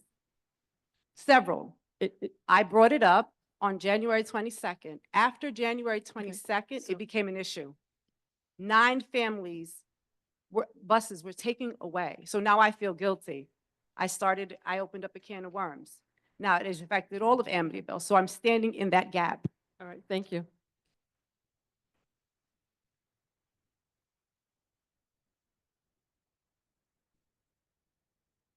My name's Eric Romanishin. My daughter goes to St. Dominic's, and I actually have 2 other children that go to St. Martin of Tours. I have a quick question on here. The transportation, it says there's 3 routes. Which are the 3? I know St. Dominic's, So Chaminade. just kind of direct it towards us and then we'll, yeah. Okay. What are the 3 routes? I know it's Chaminade, St. Dom's. Which is the 3rd? Lutheran High School. Lutheran, okay. Is there any thought to potentially even combining the routes? Because again, as the gentleman stated earlier, any point in Amityville could still be 15 points in Amityville can still be 15 miles to St. Dominic's or Chaminade. So next year, we may be stuck with another bus coming to St. Dom's. So has there been thoughts, at least in certain years, combining some of the routes and have them drop off to Chaminade and in St. Dom's? Dr. Talbot, do you know whether or not this has been looked at in past years? We're not sure. We can find out and let you know. All right, and I guess that's really going to be it. It's just, please really look at this because we're already trying to coordinate how, I know at least 4 families going to St. Dom's. We're trying to coordinate how we're going to continue to send our kids there. And like I said last time, for 3 of the families, they all went to Our Lady of Mercy, which is now closed. So we do not want to send our child to 3 different high schools in 3 years. Thank Okay, we'll look at that last question. Thank you.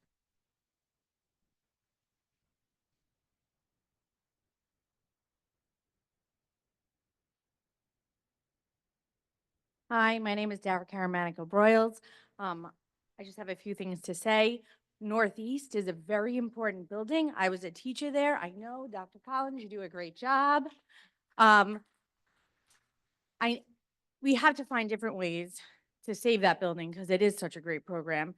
My other thing is, if the kids lose the buses, then we need more crossing guards. We don't have crossing guards. So you're gonna pass the buck to the police department, and everyone comments on the police department, but they do a fabulous job here in Amityville, but you will need at least 3 crossing guards for Merrick Road. You will need 1 at Bayview and Oak. When crossing guards don't show up because it's raining, the posts still need to be manned. So now we're gonna be paying police officers top dollar to come in and mark those posts. So you're just passing the buck by not doing buses. And now the village is gonna have more money. And the county I looked into this, only has 4 crossing guards. They don't have at Northeast. So now if you're gonna make everyone walk, the county's gonna need more. The county already has about 90. They don't have backups. And now the county will have more in overtime because every crossing guard post has to be manned. It does not matter if someone is having a heart attack, you have to stay. So if crossing guards call out, cops have to sit there. So that is really like a community problem by you taking away buses. And as a Catholic school parent, I need the late bus just for my children because they do honor society, they do after school, they do tutoring. You take that away, I won't be able to work. It's not really fair. I had it in 1997. Why can't we continue to have that? We know that kids are in parochial school. That's the way this district has been run. So please consider not getting rid of them. Please consider keeping the late buses. That is detrimental. And also the expense you're going to give to the police departments, the village and the county. Thank you. Thank you. Just for clarification, we're not, you made a statement about cutting transportation. I think you're talking about changing the mileage. I think that's what you're referring to. Okay, all right, thank you. Right, gotcha, okay. Okay. I just want for clarification, thank you. Go ahead. Hello, boards and superintendent. I'm just a little concerned. I just have a few questions. Which trustee started the transportation issue? It was brought up at a meeting several months ago. I don't remember. Do we know who? I don't remember off the top of my head, no. Okay. And also, what is the cost of transportation to private school beyond 15 miles? That was that 400,000. Go ahead. I'll let you go ahead. This year, it's somewhere between 250 and 300,000. Next year would be 400,000. Okay. And how are you looking to decrease that amount for transportation just for private school? That's a lot that we're spending, but we don't have the same services for children in our community. So as it pertains to the private schools, the board is throughout the night going to continue to discuss options, which would require a possible voter proposition to determine if the mileage would be extended beyond the 15 miles to accommodate those respective schools. Okay. And also the trustee stated there's a rumor about Northeast transportation. Isn't in the beginning of this, I heard? So on the presentation earlier, there was a question brought to our attention to do a cost out to extend Northeast students from 0.5 to 1 mile in terms of transportation, and what would that cost look like? And that cost, Ms. Buatsi, was around 50? The range of 30 to 50,000. Okay, thank you. Thank you. Just two quick questions. One of the trustees brought up before, if they change the mileage between, was it 0.5 miles, the older students might not be able to take that bus. I'm sure there's a common sense conversation that would happen that if they're already picking up a younger kid at that stop, the older kid in the family, I'm sure it could be included. I'm sure that would have came up at some point. That was just one thing. The second thing, we keep talking about changing the budget and trying to catch up on the deficit. What's the process to increase revenue? Or is there a concept, or is there a goal or a strategy or some pipe dream of increasing revenue for the district, not including just tax base? I mean, is there? Yes, there has been a concerted effort to increase revenue. That's why our fund balance was increased more than what we thought it would be when we started out. And so, Ms. Buatsi, what would you like to elaborate a little bit on the work about the claims? Yeah, we have been working diligently to identify. State aid doesn't just come to you. You've got to work for it. And sometimes it's going into the weeds. Say we place a kid in a program. they expect you to calculate how much it will cost.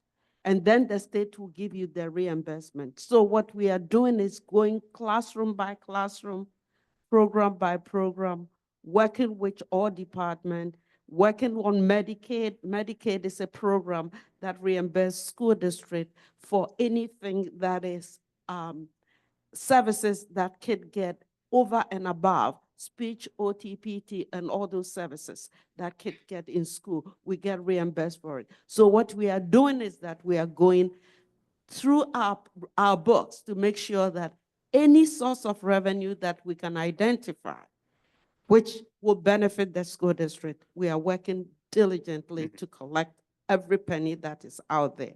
It's a tedious process, but we have been doing it. And that has begun to increase our state aid, because this is something that belongs to the school district, but like I said, not to repeat myself, unless you go for it, you wouldn't get it. So there are so many other avenues that we can use to increase our revenue, and we've been trying to get them as much as And those we are can. students already in the district. Any Exactly. any push or qualitative approach to get students to come back into the district? That's one of the things that we decided to do.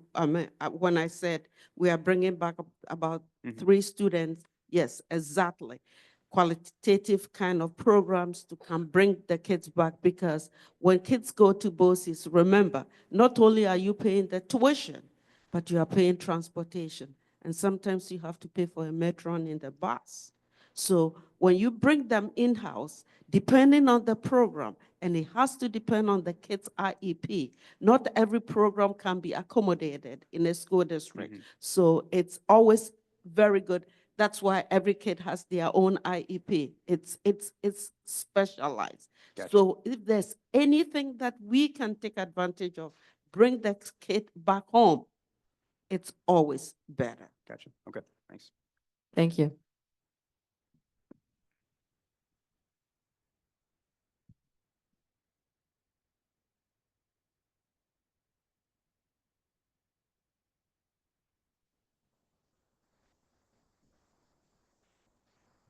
Good evening, Board of Education. This is really just a comment. If you were on the board 2 or 3 years ago, you would probably recall that we had a really, really good opportunity, an opportunity to fix this problem, right? So if you recall, with our previous financial person, we worked diligently to find an efficiency in our busing. Why? To increase the busing. Why? To increase our grades. And I know if you were on the board 2 or 3 years ago, you've heard this, but if you weren't, I'll say it, and I'll say it for the audience as well. When we looked at the stats and we saw where our grades were, and we said, how do we increase our grades? Okay, you increase your grades by fixing truancy. How do you fix truancy? By giving more children a dedicated ride to school, right? That right there pays for itself, right? So how are we going to do that in a common sense way that made fiscal sense? Well, we worked with Joe, and it was going to take a little bit of help from our teachers as well, because it involved slightly altering some of the start times from our buildings so that buses would start, like let's say, for instance, the high school is the earliest building. Bus 1 would go there, complete that route, 20 minutes in between, go and do a route for the other building, and then if there was a third building, do that. It was max efficiency. And with that max efficiency, it was actually a moneymaker. We were going to save money. And then the idea was, with that little money that you could save, you increase bus service, not only to public schools, but parochial schools too. And that was a really, really good idea. I really wish we would have considered, more strongly. That's all. Thank you.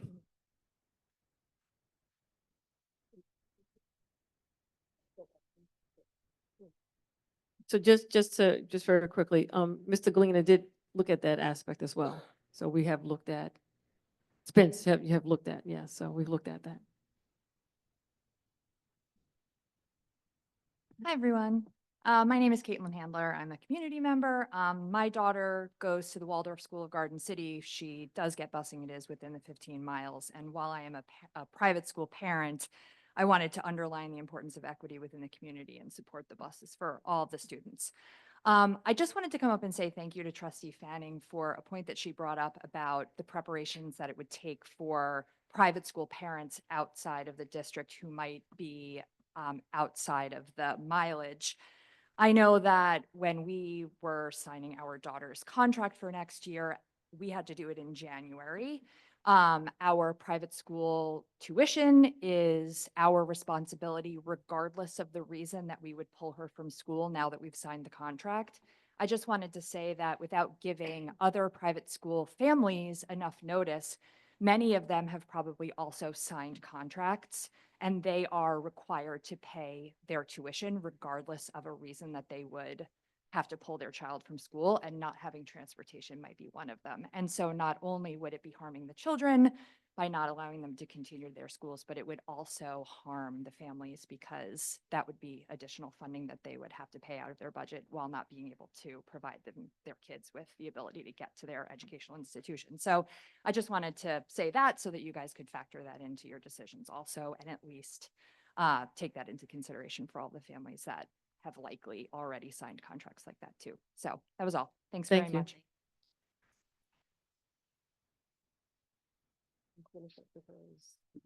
Good evening.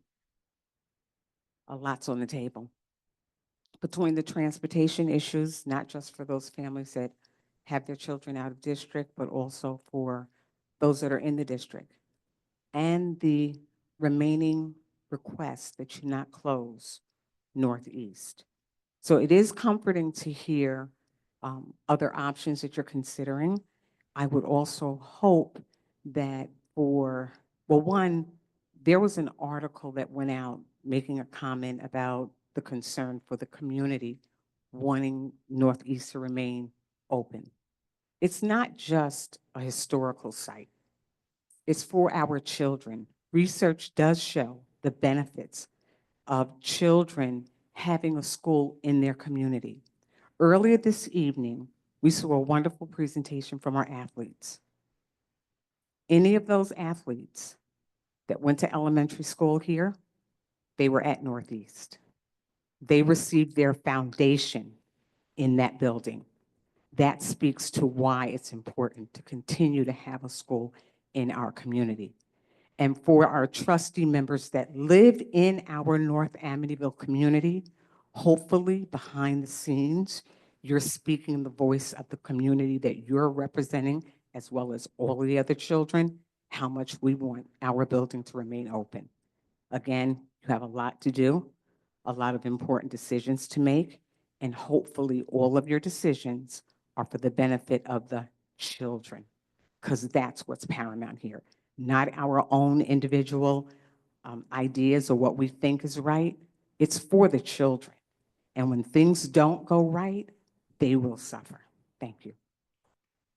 All right, so Board of Education members, the 15-minute time frame has ended for community input. Do you want to extend it for like another few minutes, or do you want to go on the agenda? So I just need to, I think let the three remaining people speak. all right, so we'll let the three remaining people speak.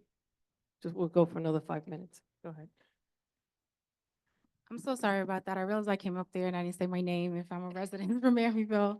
So my name is Daphne Baptiste and I am a resident in Amityville. I've been resigning here since You don't have to give us all that. just 2016.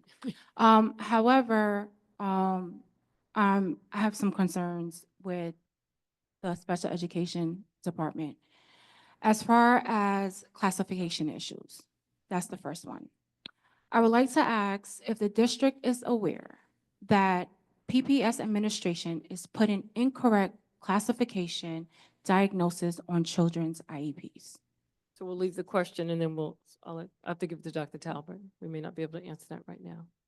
You'll leave it to Dr. Superintendent. Oh, okay, okay. As you are all aware, these documents are binded and provide crucial information to anyone working with our children. These our classifications are being put with no supportive documents, with no evaluation being done. So the question still, what is the district going to do about that? Okay. My second concern is, It's just, I don't, I'm not, I don't want to be rude because I don't want to enter before.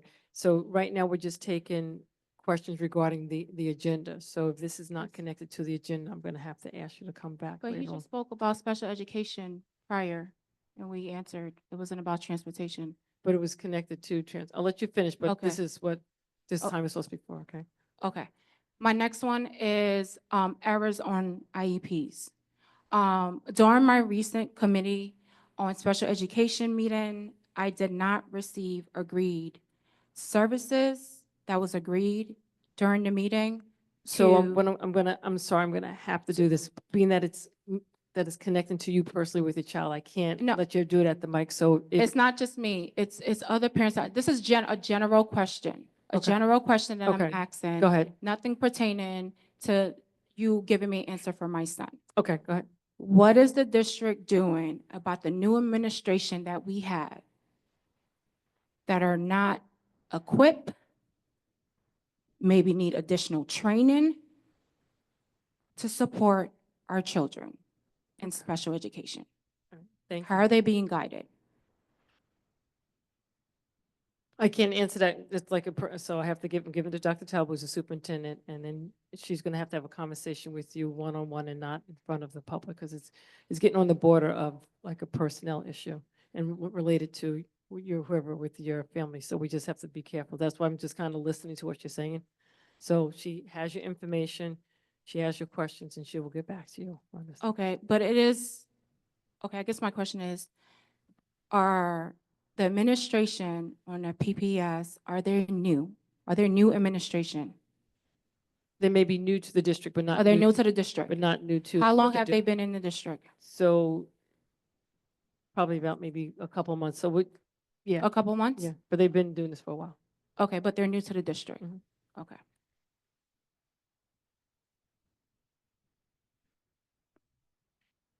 Hi, Margaret Shuff, Amityville. So over the line-by-line budget that we went to those two meetings with, there was seemed that was between the actuals and the estimated budget, there was highly inflated budget numbers considering the actuals the year prior. And we had, the trustees had called some of these out saying, oh, we spent $50,000, but the new budget is for $150,000, and that was seemed inordinate. Have those line-by-line questions that the trustees and the people who went up to the mic and said, this is ridiculous because you're overestimating, have those numbers been pulled in line? Yes. Based on the commentary that was on that line-by-line Yes. torture? Okay. And the question on this cost savings page for the the page A5, it says the 100 grand reduction for the use district facilities from 7 to 6. And then I believe that Ms. Boazzi said something about Sundays. So my question is $100,000 for one day of Sundays, this 52 Sundays, how many people are using the facilities on a Sunday, and is it only really one building? It's typically, it's not the buildings, typically the fields. I that meant are the being- field. Yeah. It all depends on the season, from between baseball to soccer. They may And be it's, used- and it would be all fields? It's possible. I'm not sure if it's all fields. well- Typically, it may be, they've asked to use the high school. Sometimes it's Northeast. Right. Usually it's those in Northwest So sometimes. we're saying one day a week, which is say, we're using Sunday, and there's X amount, how many fields are there? Roughly about 3 that are being Roughly, used. you say Three that are being used, 3 fields, okay. but not So all the the time. field, so you're saying 100 grand for one day, 52 times a year. Are they really operating 52 times a year? No, because Possibly you're not. saying it depends. Mhm. So I'm thinking, what was the analysis of last year? Like if you look at it, how many times it was done on X field, how many Sundays, you can actually figure out the actual number. Because $100,000 to me for one day a week seems high, and it's almost not accurate. So we have your question and we'll take a look at it and we'll get back to you on that. I'll put it in writing. Thank and I'll- you. And I'll expect an answer, unlike you never do. Thank you.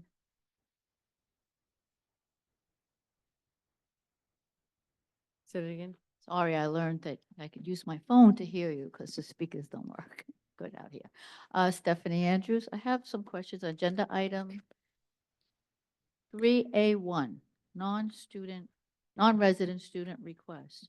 What grade are these two students? It's on the Seniors. agenda item for approval by Seniors. the board? They're seniors. They're both seniors, okay. I specifically asked this question last board meeting about non-residents. Did these students, about the non-resident student, were these students non-residents last year? No, they were always living in the district. They were always, okay. Is, yeah, since they're seniors, I don't have to ask the next question, because if they weren't seniors, you'd have to have a dollar amount attached that the parent would have to pay. Okay. As far as the one comment about renting out the North Administration Building Parking lot as building. opposed to Northeast, that was made during the budget comments. That doesn't solve the problem of the savings of moving. Those are employees. There's no students going there. You get no savings by renting out. And you're not going to get much rent even if you rent out Northeast. The reason you rent out a school or a building is so that you can use that money to maintain it while it's not being used by the district students. So I don't really think that would be a good solution, although it should be considered, but I don't think it would actually solve the problem of the budget issue, which is really what everything here is about. And as far as the comment about busing to get students to come to school, under the age of 16, you're required to come to school. This was an issue back in '95. A discussion was made with a pupil personnel person. Nobody holds parents accountable, I guess, in this district, because if students don't show up, the students' parents should be made aware, maybe they don't know. And if they don't do anything about it, it's called you contact CPS, because that's negligence. And guess what? All of a sudden, the students show up. I don't find that that's probably an issue here, because it didn't seem to be an issue from '97 to 2006, while I was a board member. I think that's a fallacy used to generate the use of more buses. Now, that could be fine if that's what the public wants to vote for, but to say that you're doing that so that kids come to school is not true. We all know that's not true. Thank you. Thank you.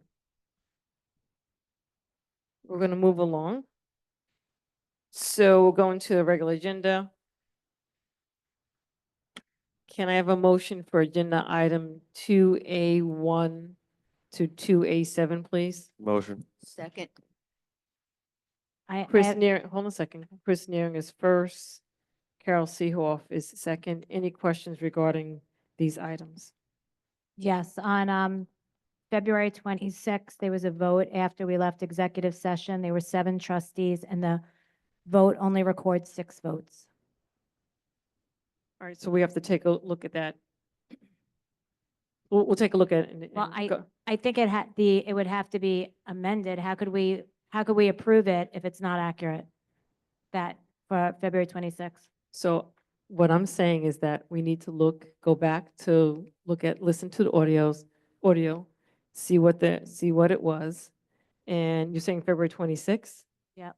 There was nothing, I don't have anything. It was the 100 Black women vote we did at 11:30 at night. I have the old one. All right, so we can go back and take a look at it. And if we want, let me finish. If we want to say that the minutes will be accepted after review of the audio and adjustment in the minutes. I know that there was a set of minutes that that was provided to us that was updated. So we have to just take a look at it. I guess I'm saying we're all sitting here. We know how we voted. Why wouldn't we just tell the I district don't- clerk what it was? I mean, I think you'd have to pull it right now. Right, so if anything, we'll. Okay, so what do we do? Do we, because we're gonna, I'll rescind the motion. You'd have to amend this vote to pull that item. Yeah. right? Because Okay. You can't approve it because there's a question about the Right. accuracy. okay, great. Then you could bring it back. Okay, Yeah. thank you. Can I amend the motion to pull agenda item 2A4? Yes, And- motion. And maybe 7 too, because I have to recuse. Amend the motion to pull agenda items 2A4 and 2A7. Motion. Second. That's Wendy Canestro is first.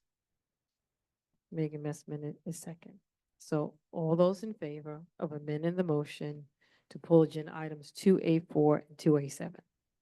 Yeah. Aye. Aye. Aye, motion carries 7-0. So I will go back again. Can I have a motion for agenda items 2A1 through 2A3 and 2A5 to 2A6, please? Motion. Second. Caroline Fanning is first, Chris Nairn is second. Any questions on remaining set of minutes? Lynn, thank you for incorporating my comments. If you could just send it electronically after, because I didn't have a really good chance to really review that they were all addressed. But that's all. I really haven't fact checked it. Okay, thank you. I have one other comment, that the draft minutes are supposed to be published 2 weeks after the meeting. I don't think that's been occurring. It has not been occurring, but our district clerk has been diligently working on the minutes, as she's been new into the district, and so she's going to be doing better at it, so. Okay, we just have to be in compliance. Well, we are somewhat in compliance because and correct me if I'm wrong, I believe that as long as we have the audio up, we are in compliance. Correct, Mr. Sheen? As long as we have the audio up, we're in compliance with the minutes. That was my understanding as well. I know we have to have draft minutes up. According to a policy, we have to change the policy, but if we Yeah, have the I'll, audio. I'll look into that Okay. question. All right, all those in favor? Aye. Aye. Motion carries 6-0. Can I have a motion for agenda item 2B1 and 2B2, please? Wait, we didn't do 7, because I was going to recuse myself. Because you pulled it out. I pulled 2A4 and 2A7. I pulled Right, them. but why can't we vote on 7? I pulled them. No, I'm just saying, we can vote on 7, though. I just asked for 26 to be amended. I said 7, I have to recuse myself, so I asked for it to be separated. Say it again. A motion. I will do that now. Can I have a motion for agenda item 2A7, please? Motion. Second. Chris Naring, Megan Messman. Any questions on this item? I was sick that evening and didn't attend. All those in favor? Aye. Aye. Recuse. Let me just get the ayes first. 6 yes and 1 recuse, which is Wendy.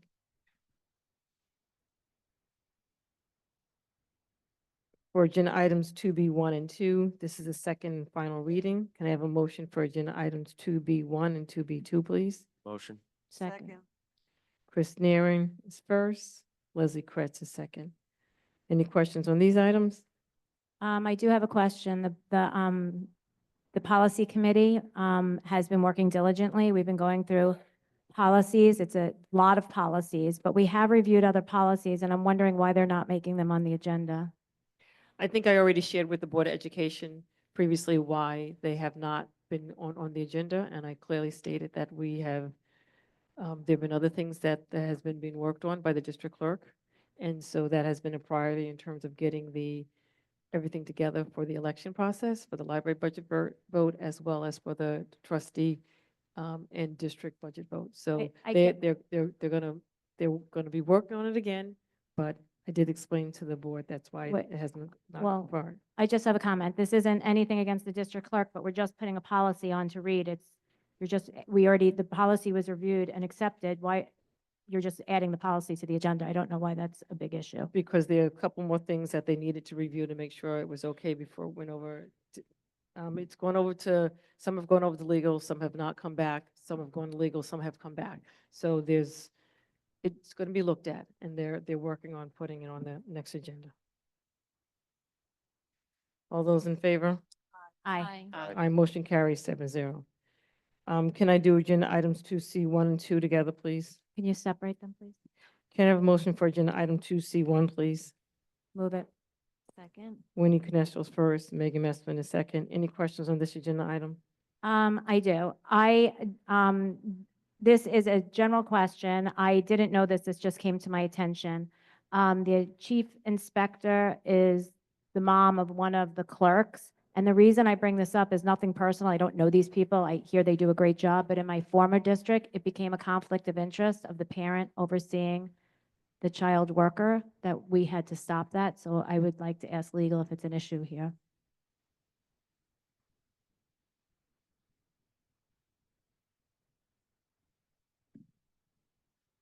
So it's not an issue unless you have an anti-fraternization policy, which I have to see if you have a anti-fraternization policy that prohibits the supervision of a child. So I do have to check. I'll check that and get back to you. Okay, so we should just approve it like this is, or what should we do? I mean, because it's the election, so we have my to, recommendation is approve it as Right. it is, and if necessary, we can bring it back. okay, because we don't want to delay Yeah. it. Okay, and again, that's just a general comment. I don't have anything against anybody. Just this has come up before for me. All those in favor? Aye. My motion carries 7-0.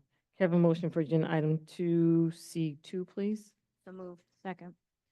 Carol Seehoff is first, Wendy Kenosha is second. Any questions regarding this agenda item? All those in favor? Aye. Aye, motion carries 7-0. Can I have a motion for agenda item 3A1, please? I know you want to move on to D, but 2D, you want to move on to 3. I have a question about 2D, the audit committee. I know there's not an action item on it. Yeah. Go ahead. So to my knowledge, the audit committee is all of us, and the only activity we've done all year is hold a mandatory meeting in November with our external auditor. So how about if you save it to when we get to old and new business? Because we're voting on the agenda right now, so save it for old and new business, okay? Okay. Thank you. Can I have a motion for agenda item 3A1, please? Motion. Second. Chris Neering, Leslie Kretz, any questions regarding this agenda item? Hearing and seeing none, all those in favor? Aye. Aye, motion carries 7-0. Can I do 3B1 through 3B42 altogether, or does anyone need anything done separately? Together. Does anyone need anything done separately? Well, No. I think that there's okay, I'll just ask a question while you. Can I have a motion for agenda items 3B1 to 3B42, please? So moved. Second. Carol Seehoff is first, Chris Neeren is second. Any questions regarding any of these agenda items? Yes, I have a question on 25 and 39. It's a resignation for a substitute 1-1 aide, and then they're being appointed to a substitute 1-1 aide. Is that correct? So they're resigning and then they're being appointed to the same position? Dr. Talbot? No, that individual is resigning as a 1-1 aide and then becoming a substitute. Oh, but it says substitute 1-1 aide on 25. It says resigning as a substitute 1-1 aide and then being appointed as a substitute 1-1 aide. And I think in the backup, it's accurate. So that's inaccurate right here. It is accurate? Yeah. Okay. On the backup. In the backup.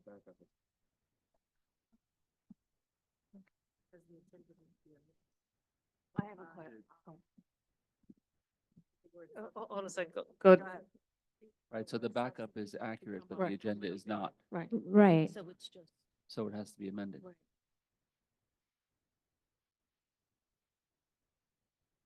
Is there a motion? There's a motion on the table for these agenda items. I'll make a motion to amend the agenda, to update the agenda. So it's agenda item 3B25. It should just say resignation of a 1-1 aide, correct? So can I have a motion to amend the agenda to revise that 3B25 just states a 1-1 aide and removes the word substitute. Motion. Right, Oh, isn't, Sean's saying- 25 is, you have to take out the substitute, correct? Yes, remove substitute, the word substitute.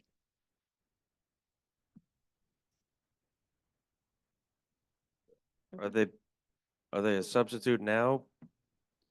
No. No. Right now, they are 1-to-1 aide. And then they Okay. will, so they're resigning Right. that position And becoming a and then substitute. becoming a substitute. Okay, thank you. So just 25 needs to be amended. Motion is to remove on 3B25 the word substitute, because right now they are 1-to-1 aide. Okay? You need a motion? Motion. So I think, yeah, Megan already said. Second. And I don't know who said Second. second. Chris Neeren said second, right? All those in favor of this particular motion? Aye. My motion carries 7-0. So now I'll go back to the original motion. All those in favor of 3B1 to 3B42? Second. I mean, all those in favor, because we already, Aye. Aye. motion carries 7-0.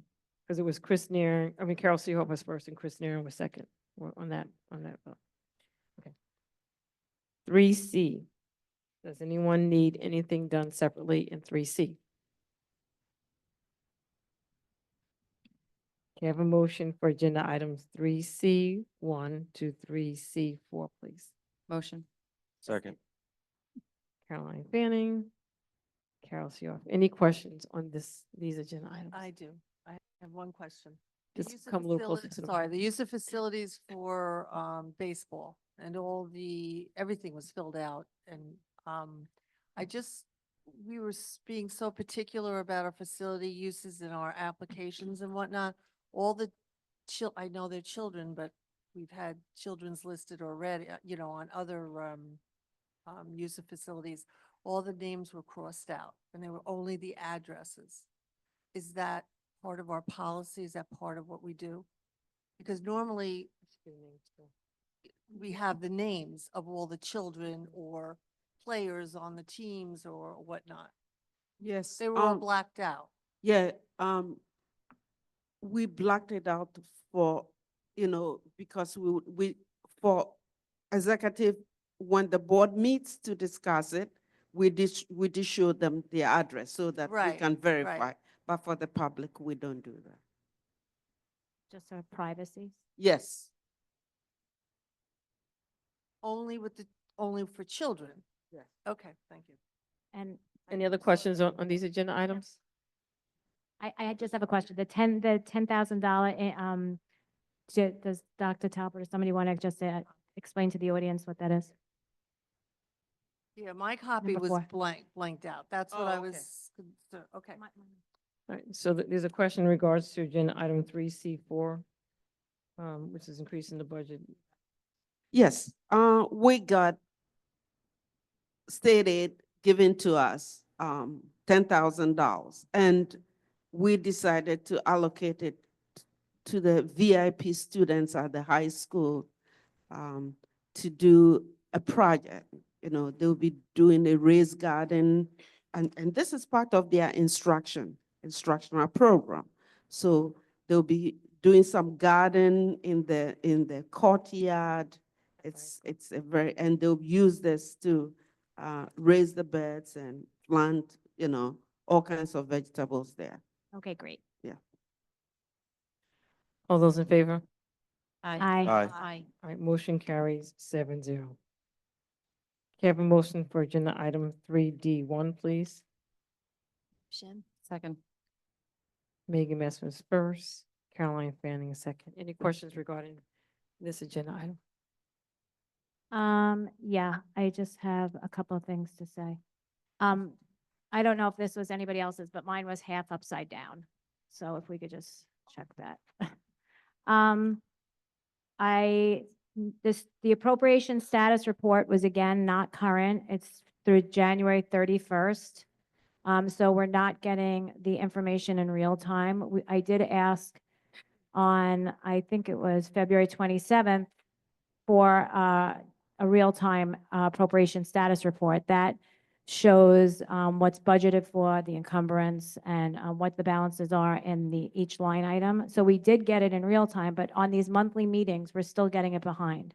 I know that you're saying because you're not getting the bank reconciliation, but the treasurer's report is really about the processing of the payments and the cash flow. So the Board of Education should have real up-to-date appropriation status reports. I feel like I've been asking for this every meeting and we're not getting it. So for me to look through this, I got one on February 27th that's more recent than the one in this board packet. So I'm going to ask again that the Board of Education be provided up-to-date appropriation status reports so that we can be in the loop of what we have and what we don't, especially during budget time. That's my one comment on that. And just with the claim status report, there were 2 items that they were purchase orders for that before there was approval. You know, that number fluctuates back and forth. So again, I just always ask that we keep an eye on that. Thank you. Thank you. Any other comments on this item? All those in favor? Aye. Aye, motion carries 7-0. Can I do agenda items 3E1 to 3E19 altogether? Can I have a motion for agenda items 3E1 to 3E19, please? Motion. Motion. Second. Caroline Fanning is first, Chris Neer is second. Any questions in regarding these items? I have I have a comment. Yes, go. Because of the size of these contracts, can I just Yes. hold this up? Yeah. Can we just get digital copies of this? We've been trying to go to Board Docs Digital. We've been trying. Okay. Yeah. Save paper and We've been trying to clips. do it, yeah. Yeah, Save a tray. thank you. All those in favor? Aye. I motion carries 7-0. Can I have a motion for agenda item 3F1, please? Motion. Second. Who said that motion first? I did. Oh, Wendy Canestro's first. You said second, Megan? Okay. Any questions regarding this agenda item? I think this came up in the past that, you know, we're sending people on conferences, which is great. But I thought that we spoke about maybe getting summaries or like write-ups after them, you know, to share with the board. We're approving these things. I do receive summaries and I would be happy to summarize for the board. what I Awesome. receive. Thank you so Oh, much. great. All those in favor? Aye. Aye. My motion carries 7-0. Okay. Old business, new business. Caroline had a question about the audit committee, a comment. So I guess this would be new business. That's fine. It's a line further up under board action that there's an audit committee that maybe should be giving reports. So I looked it up and because we are the audit committee, the entire board, we had our November meeting with Alan Yu, the external auditor, where he went over everything. So I was surprised to see it on the agenda week after or month after month. On the comptroller website, it says that we're legally obliged to have a committee that meets regularly that provides instruction or direction to both the internal and external auditors, oversees the implementation of their recommendations. Its members don't necessarily have to be limited to the board, but should include people with financial background so that if the board members themselves are not CPAs, financial advisors, well-versed in school finance, at least there's someone inside that is advising the board about all those issues because they're important.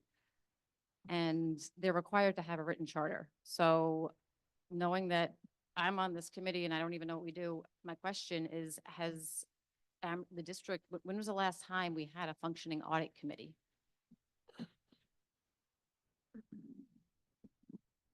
We do have the functioning audit committee, which is right currently the board, and we have met, and that, like you said, we have met, but that is the audit committee that we have in place. So if then you're we're not asking for following the more, guidelines so of if the you're asking comptroller. for more additional meetings for it, we could look to do more additional meetings. Well, I think what's interesting to me, or And if you want to, if we hopeful want is to that we change could it and make bring- it to, you know, other people being on the committee, then that's something that the board could look at as well and change the policy in regards to that. I would recommend that we pursue that. The reason I stumbled upon this in the first place is that I've been asking 2 emails, one that I sent February 23rd, and then the other just a few days ago, trying to understand what is our internal auditor working on. I understand the external auditor now. I'm a new board member. I've been here less than a year, so everything is new to me. So the external auditor report that happened in November, now I understand their function. I still have not seen hide nor hair of the internal auditor, and I've been trying to find out what do they do. In referring back to the notes I took at the NISBA training that we were required to go to, there was a slide that I took a photo of, and it showed the annual cycle of the annual audit cycle. And basically, we should be getting a report from the internal auditor in May, following the direction that we gave them November, December, which I don't recall. I did not participate in that.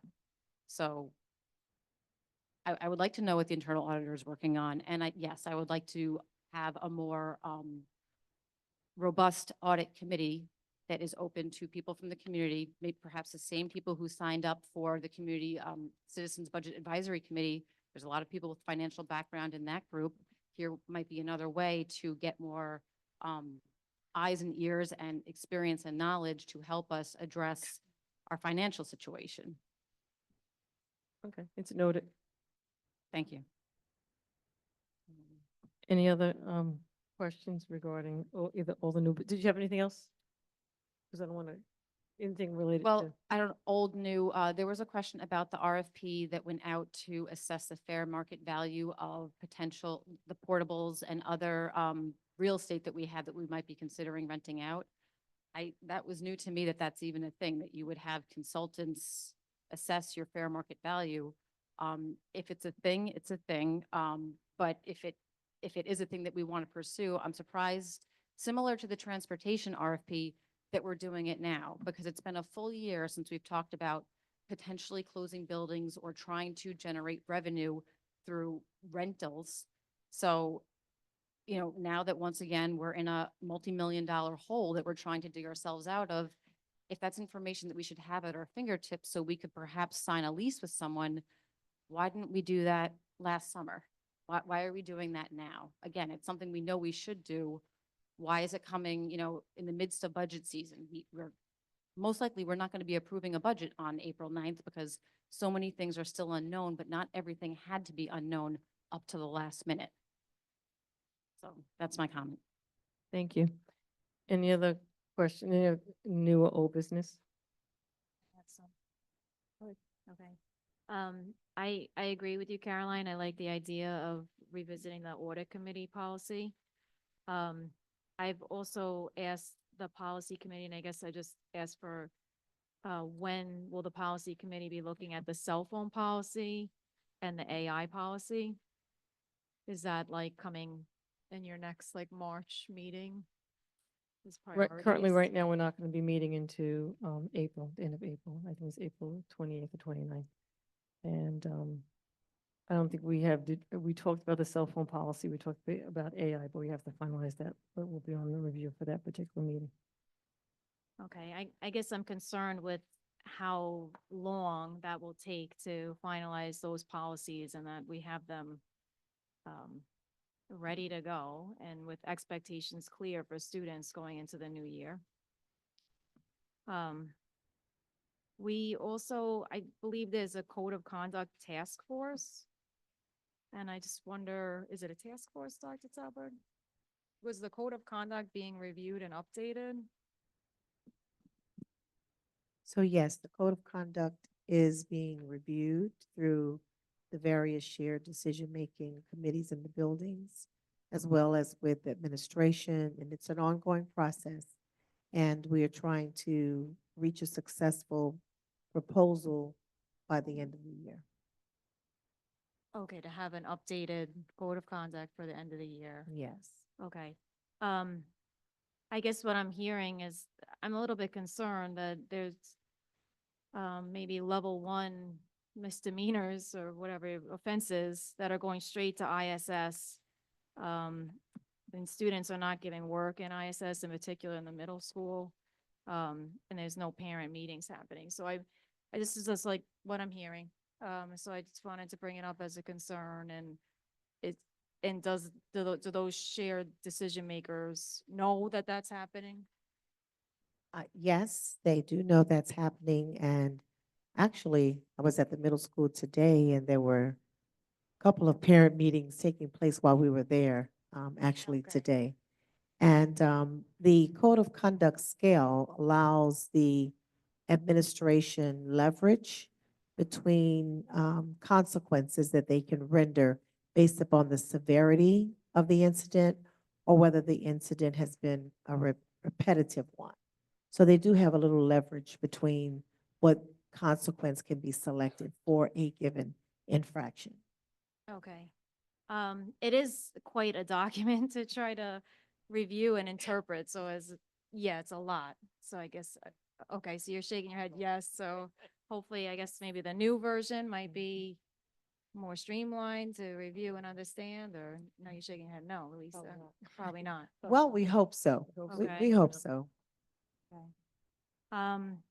I had asked about the mascot, task force update, and I guess in particular, there was gonna be a survey this week, and extending it beyond the secondary students.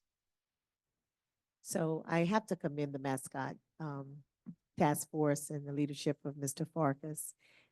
They have, it was a forum here in this very room where that task force really began to take the work of the mascot to another level. And it was at that meeting where student voice was pronounced, and our high school president and vice president of the student body was present. And so they began to take a leadership role in the process, and they have revisited the voting process. And the voting process actually will take place tomorrow, and the secondary students will be completing the survey. Well, actually, grades 3 through 12 will be completing the survey, and students pre-K through second will be voting in their classrooms on the district name. So they're voting on the district name first, and once the name is solidified, then there will be a process of designing the logo and the selection of the logo. So they're moving along really well, and by the end of April, early May, we're looking to have everything finalized so we can begin to plan to order and have everything in place for next year. So all students will have a voice. Thank you very much. Thank you for finding a way to incorporate all students. There was a Zoom last Thursday for the students registered for Northeast. I don't know if you can, how was that attendance, and was there, I don't know. Are you going to did- talk about it? Or, I'm sorry. Well, actually, that's not in my report, but I want to thank Principal Dr. Collins, who got on to share with the parents about what great things happen at Northeast. And the meeting was facilitated by Ms. Stevens and Ms. Lopez, who were all on the meeting with the parents. Ms. Stevens, would you like to give a brief update?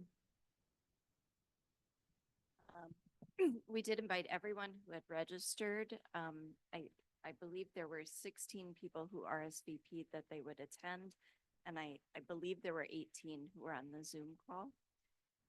Dr. Collins did give an overview of what pre-K is like, and then we opened the floor to questions. Most of the questions were about the logistics of pre-K, what to bring to school, what time, what the procedures are, things like that. So we think families had the opportunity to ask everything that they wanted to know about pre-K. Okay. And I guess we had left it open that pre-K could be at Northeast or Northwest, right? We did inform the families of that. Okay, thank you. I have a few more. The extra help was brought up earlier. I don't believe, is extra help not being offered currently? Dr. Talbot? Ms. Stevens, you want to elaborate on the extra help, how it's set up at the schools? So middle school and high school have extra help after school. The elementary buildings offer it before school, but currently it's students who are walking or being dropped off who are able to attend. Okay, I think I got a conflicting message, so that it was not offered without busing.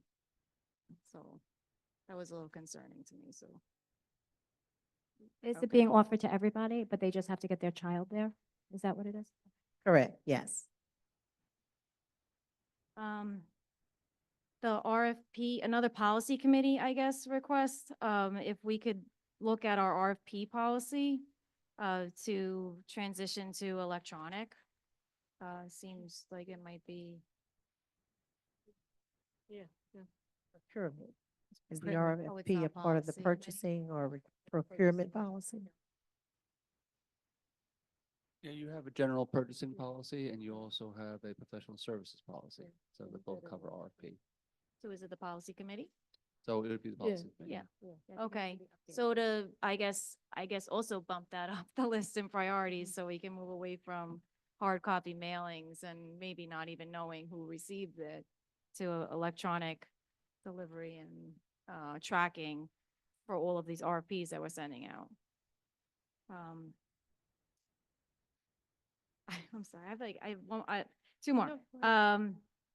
Another thing that comes up is just being able to access ClassLink remotely when your students are out of school. It's not always user-friendly, I guess, if you don't have a district-issued Chromebook at home that day. So maybe that's something that could be summarized and put on to the website for parents and students that might be having difficulties to be able to access their work.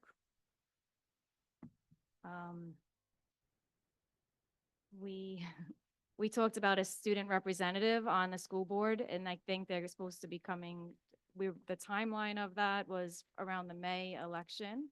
So I just want to make sure that is being coordinated with the student government. Am I remembering that correctly?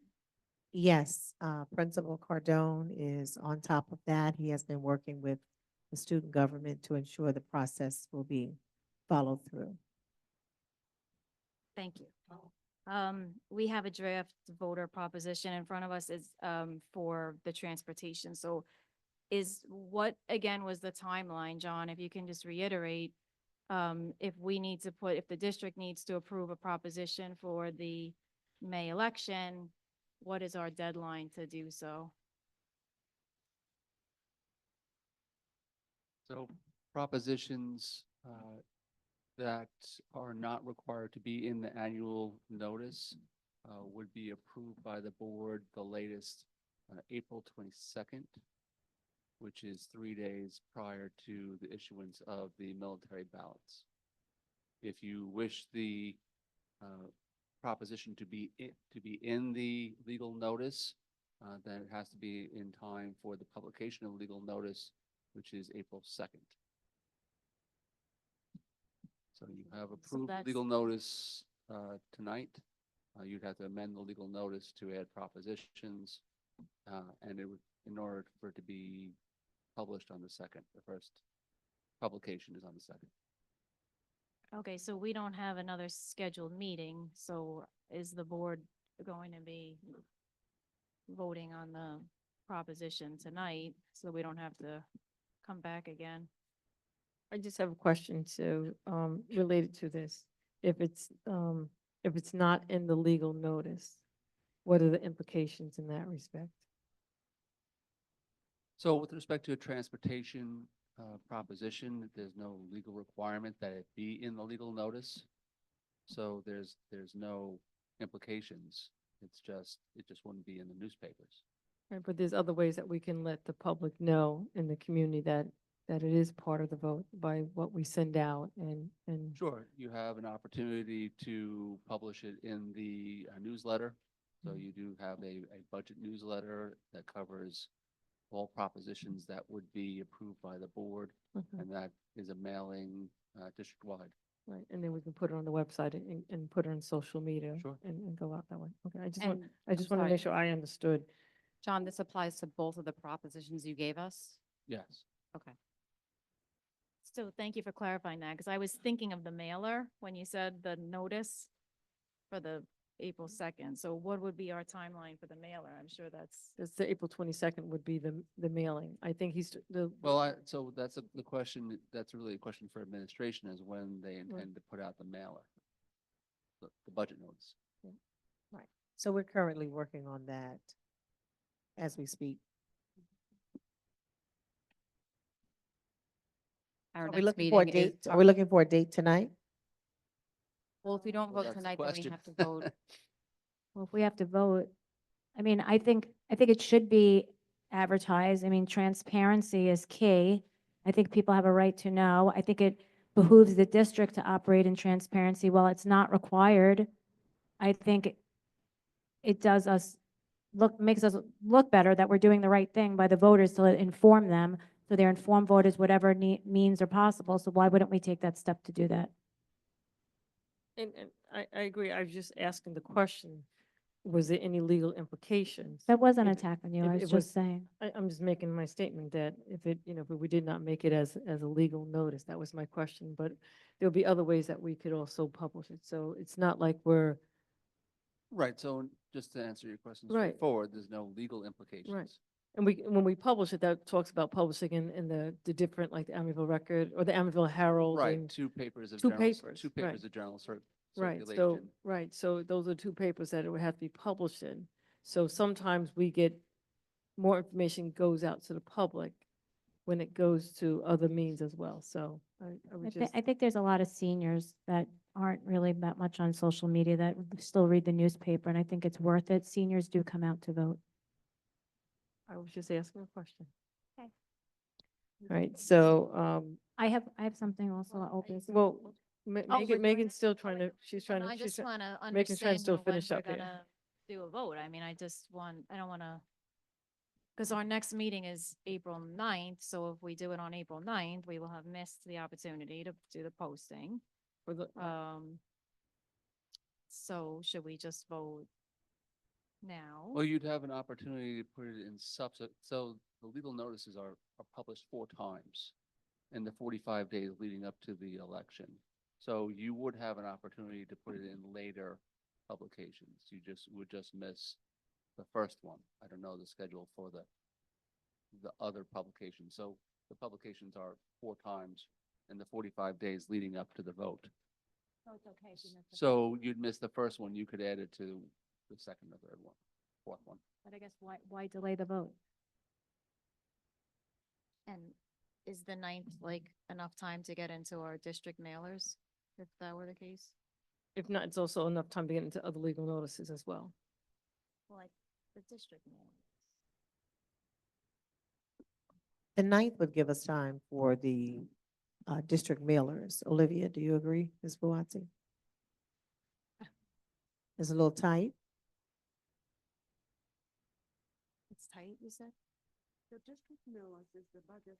We just can't. The can't- the A newsletter, budget yes. newsletter. The budget newsletter is not going to go out on the 9th. No, if we voted Because on the there's a 9th. lot of work to be done with the budget newsletter. It goes back and forth for a long time. We typically send it out maybe the last week in April.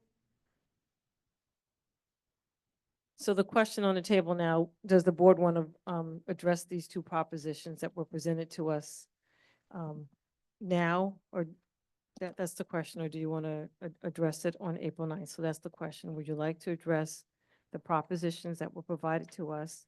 Or do you want to wait until April 9th? That's the question. Well, So go ahead, Chris. I have a question. So I know this is basically put up to try to accommodate students that are currently beyond the 15 miles, like just barely, but are still getting the busing. And this is going to raise it to 20 miles. Is there going to be an increase of schools that are now going to fall within that 20 miles and then add more cost onto this? That is something that we discussed this when we're putting this together, because that's an unknown factor that we don't know whether, more schools, more students will go to other schools that we're not aware of when we're doing the projection at this time. Right, because now the number on here is just to For the include 3 those. schools. Right. So if it adds 1 or 2 more schools, what's the dollar amount going to be from there? If it's 1 or more schools and it's not combined with the existing route, then it means we have to pay separately for that route. And that could add additional cost to it. It could be $40,000 per bus minimum. Unless we buy a seat in the bus. Well, that's a good question that he raises. So if there are other schools within those extra 5 miles, you said you did look at it or you didn't? Like, I feel like we need that information. We did not look at that because we don't know. The transportation deadline is April 1. So we don't even have that information to project whether any other student will be Well- going. Go ahead. Well, what I was going to say is it doesn't necessarily even mean this year. It could mean any years, right? Because Correct. this is a proposition that would go on for the voters, right? The voters decide, not us. And it would be in perpetuity unless there was another proposition rescinding it. Correct. So for us to make an informed decision, I feel like there should be an analysis to say what is beyond the 15, because we know what the 15 is, between 15 and 20 miles, what are potential schools to know what that assumption might be on costs. I hate to put more work on you, Nate. but Yes. I'm glad you're here to hear this. But that could be a lot of schools. And there can be ones or twos, 3 kids going to one school. But then it could be a combination of a bus. Then you can pool the kids on one bus then, right? Like you can Not be able to. necessarily. That's what Mr. Spence was talking about, that routing is a complex thing because the key piece is to get the kids to school on time. So combining routes could be a problem. If one kid is going to school on the South Shore and another kid is going to school on the North Shore, you can't combine it. You have to have single buses for them. So routing in and of itself, it's not an easy thing. Otherwise, what you have to do is to pick a kid up at 6:30 in the morning and pick another one up at 7 o'clock, and they will get to school close to 7:30. You can't keep a kid on a bus for so long. Well, I guess my next question is, as far as beyond 15 miles, right, that needs voter approval, right? Can the board, have we ever approved anybody more than 15 miles in the past? Done that? No, It's always not to my been, it's always knowledge. been at least one student within the 15 miles that gets the bus and then the others jump on board. Okay. I feel like that's an important thing to know, but I don't. Me personally, I just want to make sure that I have all the information, because if I'm asking to put this as a proposition for the community to make the decision, I just want to know what the dollar amount is going to be. So Yeah. we just have a little bit more time. I'd rather get a little bit more information Absolutely. to make an informed decision about, and once again, we're just deciding whether or not the proposition is going on the ballot, and that's it. So also the community needs to know what the cost is going to be, so therefore they can make an informed decision as well. And John, the proposition that would go on the ballot lists the dollar figure next to it, correct? So when voters come, right, they would have the budget, they would have the proposition, they would be able to know what the associated cost is. Correct. Okay, and this is for voters to decide. If we put it on there, it's for voters to make that decision, not us. So that's the discussion. And I would say, for me, I would like that additional information. I would add to that dollar figure on the proposition is not a proposition to raise our budget or raise the levy. It's just that comes out of within the budget. So extra money allocated to those private buses is going to have to be absorbed from somewhere else within the budget. So it is on top of the budget. It's on top, yeah. It's So on Well, top. it is additional It's additional, funds over and above. Yeah. But we the have to budget. balance the budget, so something's going to have to get cut somewhere else. So the entire adding that you add the budget and the amount appropriated under the budget and the amount appropriated for the transportation, and all of that has to be within your levy cap. Otherwise, your budget is subject to the supermajority requirements. Understood. Okay. So we could get it before the 9th, so we can make a decision on the 9th then, Yeah, right? yeah, Okay, I great. mean, it has to be. Any other old or new business? New business? I have just a Well, few I things. just have one more thing on top of that. Maybe it's important for John to explain what would happen if the budget didn't pass and then this is put on and then this does pass, and how that could impact it. Sure. So this is a separate, when presented as a separate proposition, it has separate voter authority, and it would be required to be implemented for the 25-26 school year. even if your budget failed. So if your budget failed, you put it up a second time, it failed again, and you go on contingency, and you're capped at the levy for the prior year, the funds for the busing would still have to be implemented, even if your budget fails. So that would mean if we did go on and we took transportation away from our children in the district, it would still, I mean, if that was one of the things we, we took away after the budget failed. So the transportation, parochial the would transportation that is authorized by the proposition would be implemented, notwithstanding the fact that you change Okay. transportation else or any other line item elsewhere in the budget. Thank you. But transportation is still provided to the children of our district. It's just that it has to be cut in other areas. Correct, because if Right, because hypothetically- it's authorized by the voters, yes. All the transportation authorized by the voters would be implemented. If you changed it, it would change. Can I just, so the St. Martin's issue, do we need a voter proposition to implement the common sense that was mentioned? Like, if a house has a 7th grader and a 2nd grader, do we need a separate voter proposition? What's that? There's no authority for that under your current policy. Okay. There's no- Different grades have different mileage requirements. So that's not necessarily true that there's no cost for an additional rider from the same house. It depends if that additional rider requires another bus, that additional rider could be a $40,000 expense. Mhm. So the mileage requirements that you have authorized are by grade level, not I by. see, so that's why there was the slide that said, well, you can't fix St. Martin's unless you change the middle school. That's correct. Okay, thank you. Right, any other, either old or new business that? Yes. So we can. move on? I have just a few quick things on old business. I had asked for the itemized syntax March report. We didn't get that. Can that be forwarded to us, please? Thank you. We've not received it as of yet. Oh, what do you get at the end The or like end the of the beginning? month. Oh, the end of the month. We would likely get it the first week of April. Okay, great. Thank you so much. There was lots of rumors this week. Rumors pre-K was on the chopping block. Pre-K was never on the chopping block. I just want to address that. As far as the RFP for cost analysis to rent, I saw that in an email. We know how much it takes to run the school, right? With everything that we have, with all the information. And then if we wanted to rent it and just tag on a few extra $1,000, I don't know why we can't do that in-house. Why would we be paying a consultant for that?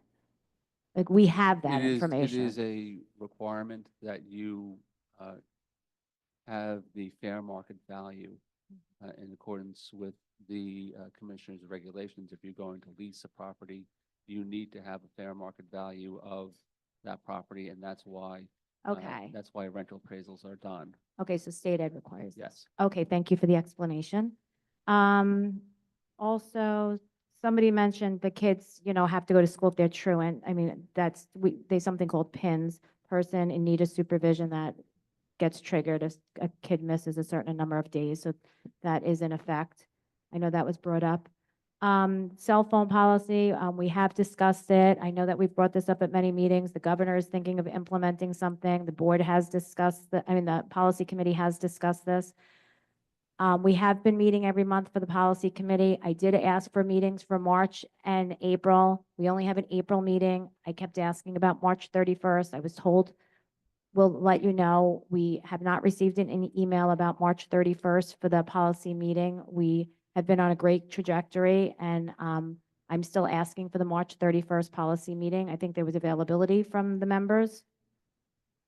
So for the policy committee here, can we meet on the 31st? As I stated before, that currently the district clerk has been working on a number of things and has not been able to really address the policies that we want to look at on the next meeting. So I also spoke with the person that's working with her.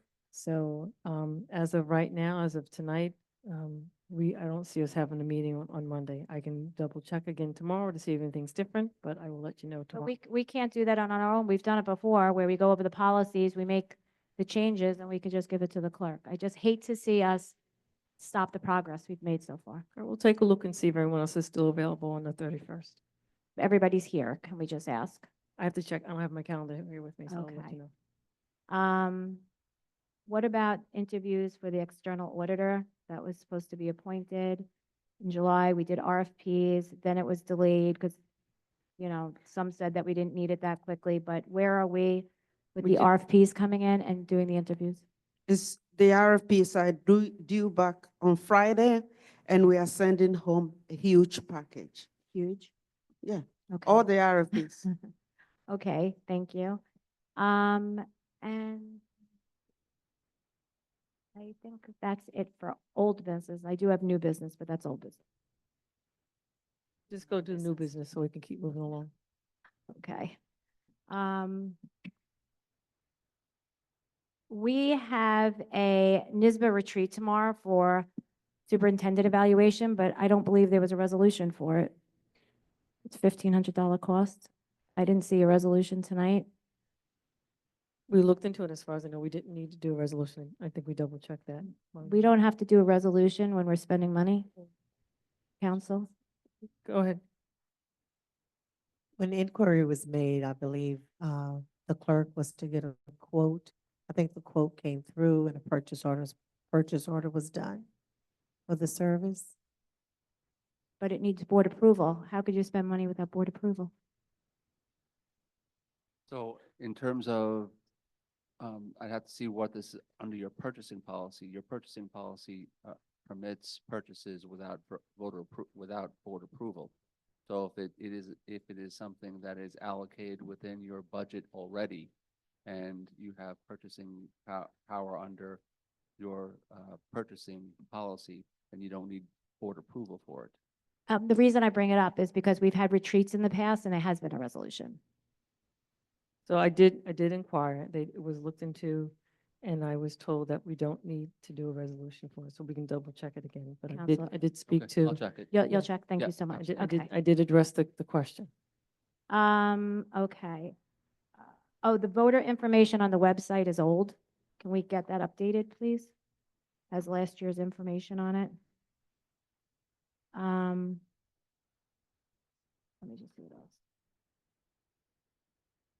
The report card for them from the state came out. Student results aren't great. I hope that we're putting supports in place for that. I know that you said that you're working on that. I would like to see student achievement go up.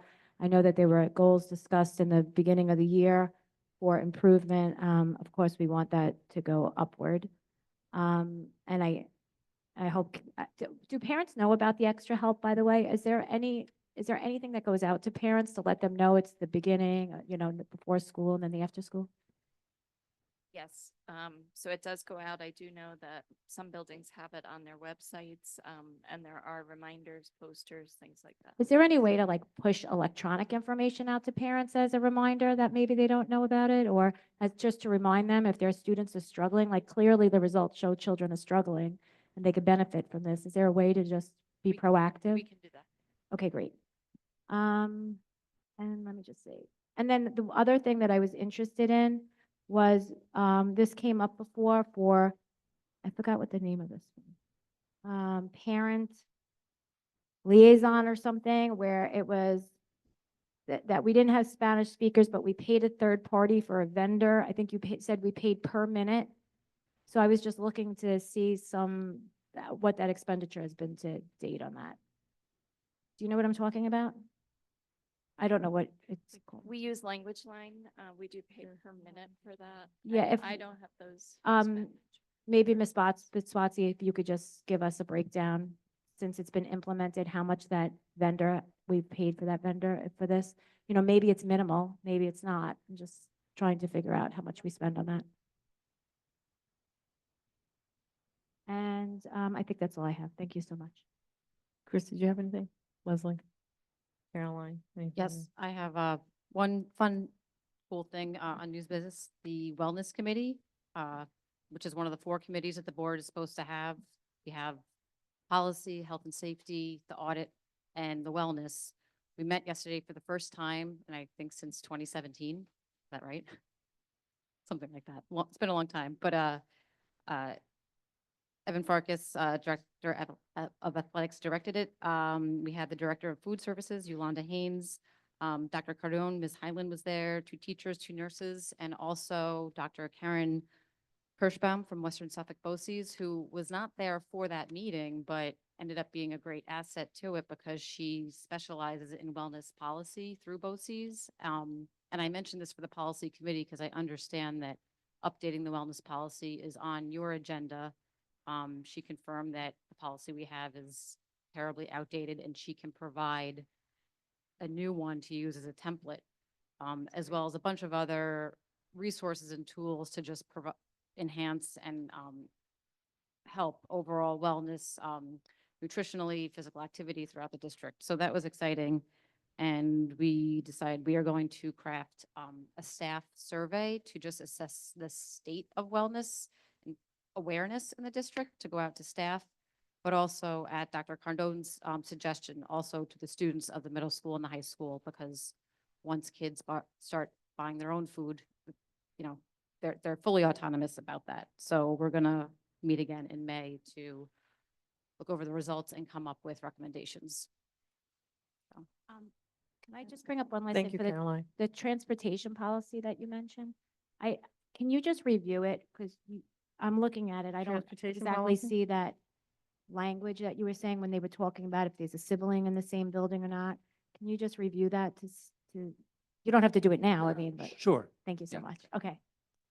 That was for the St. Martin question with the sibling. Thank you so much. All right, so Dr. Tom, I'm gonna let you do your superintendent report, and that way, if anyone has any in regard to that, they can do it. AP, can you assist? Lynn, are you able to pull it up? Oh, okay. All right, thank you very much.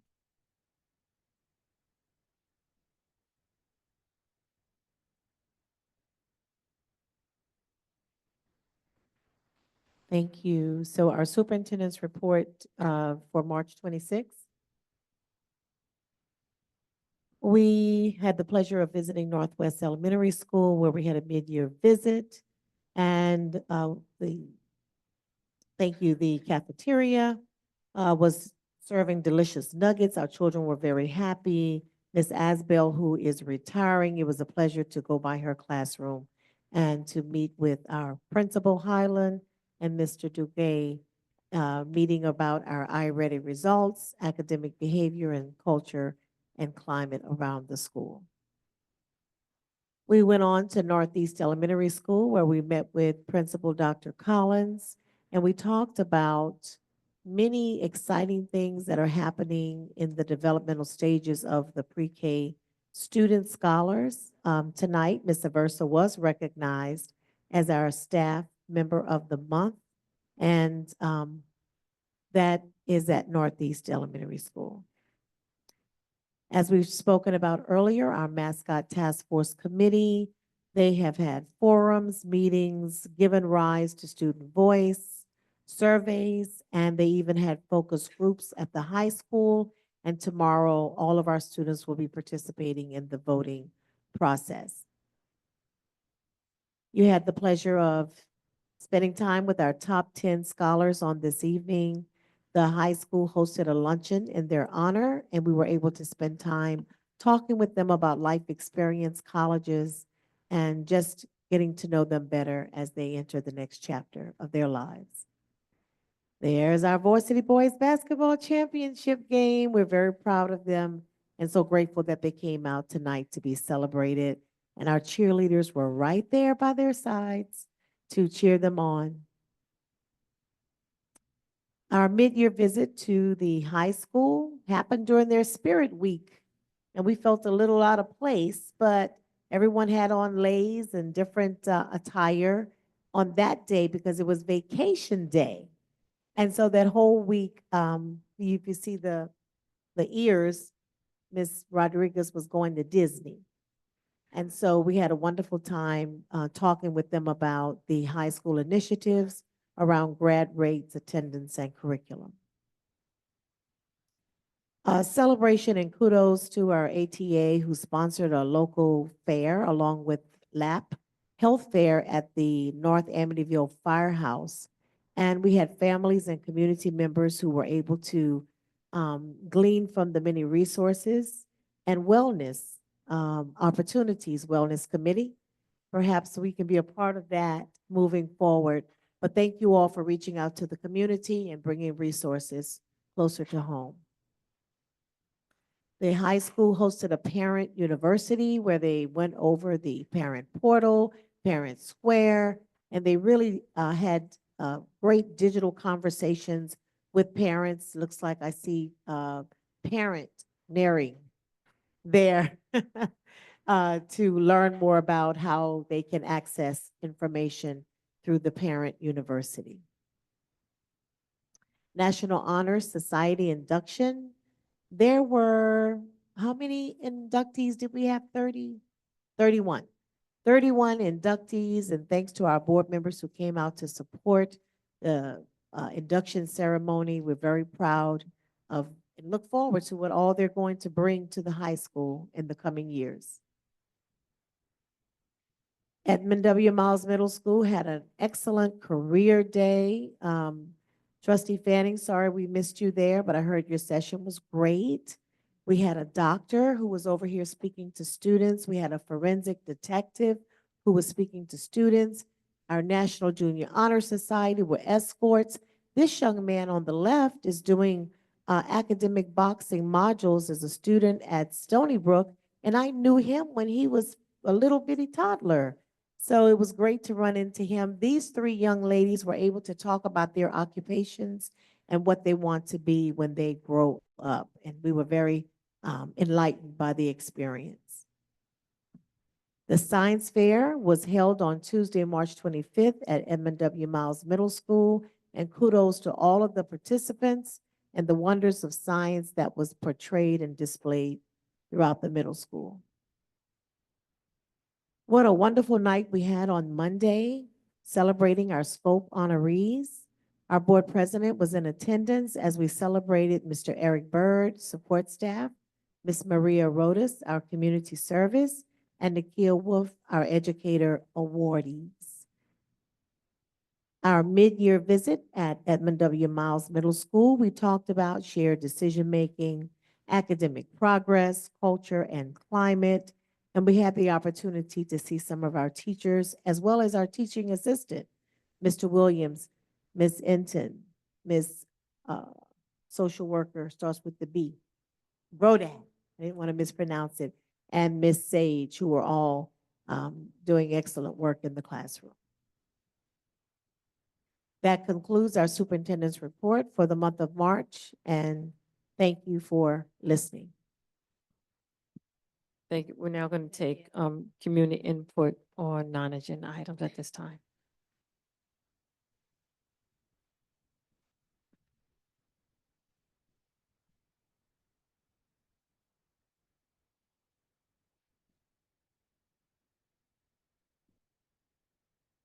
Good evening. It's very late. Members of the Board of Education, district leaders, community members, faculty, and staff.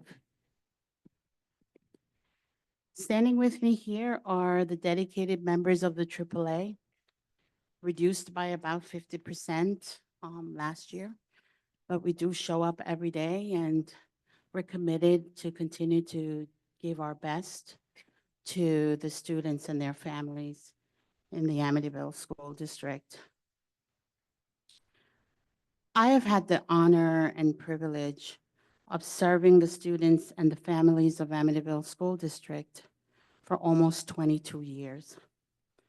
And throughout my time here, I have not felt more compelled to speak as I do tonight about an issue that is critical to the success of our schools, our educators, and most importantly, our students.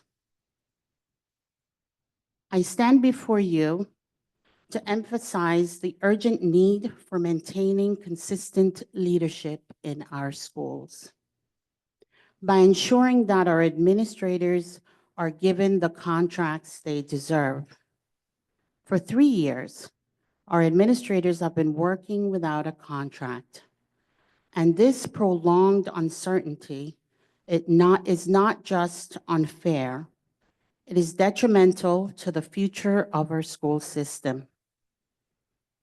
Strong leadership is the foundation of any successful educational institution. Our administrators serve as the backbone of our schools, setting the vision, ensuring smooth day-to-day operations, and guiding our teachers and students toward excellence. When administrators lack stability and security in their roles, it creates a ripple effect that weakens the entire system. Without a contract, we are forced to work under conditions that fail to recognize our commitment, our expertise, and our invaluable contributions. This is not just an administrative issue. It is an issue that affects student performance, teacher retention, and overall school morale. The research is clear. In 2011, Boyd and Grossman did a study that shows that turnover in districts and schools impact teacher retention. In 2019, Arbatkin and Henry did another study showing that there is a negative impact on student achievement when you have high turnover of administrators. Research consistently shows that schools with frequent leadership changes experience declining student achievement, lower staff morale, and disruptions in long-term planning.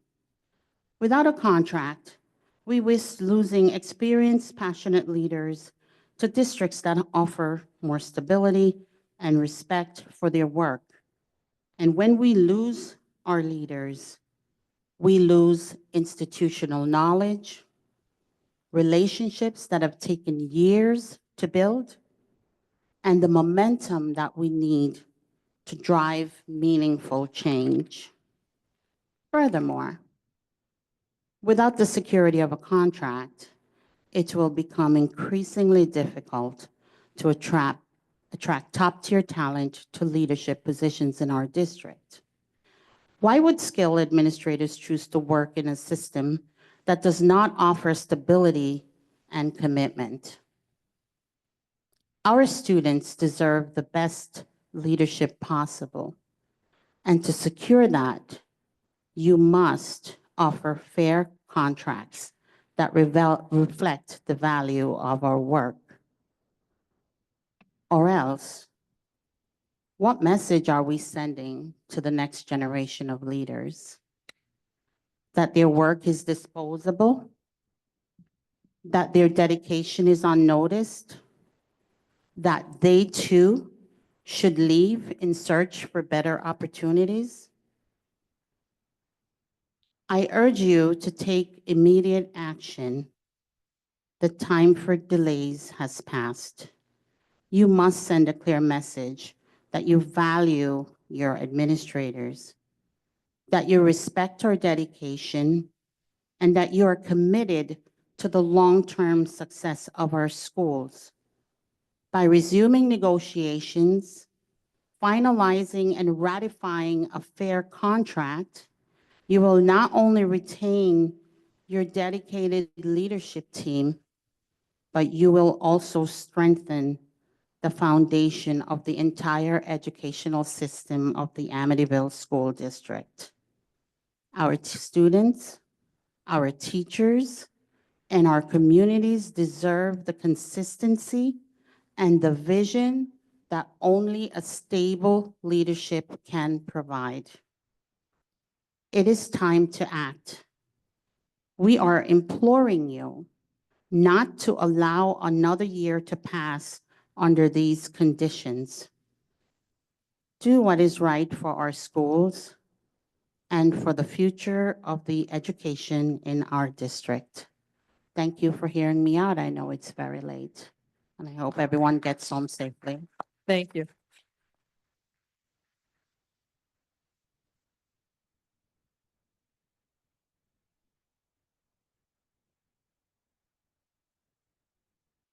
Any other community input on non-agenda items?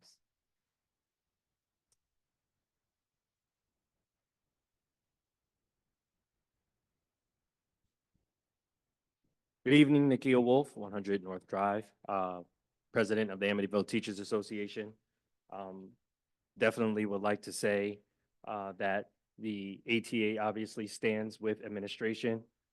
You guys are the bridge between central administration and the teachers. You're the ones who lead our buildings, and you're the ones who help to set culture and climate. So I hope that there is an opportunity for you to get back to the negotiations table to hopefully be able to negotiate a fair deal. So thank you for all the work that you do. There's been a lot of conversation in the last couple of months, some related to, or mostly related to the budget. And I think I get a little confused sometimes, not about what's being presented, but about what the message is. I hear that we want to make sure that teachers and principals and students have everything that we need, but then we also hear that we want to keep the tax levy low.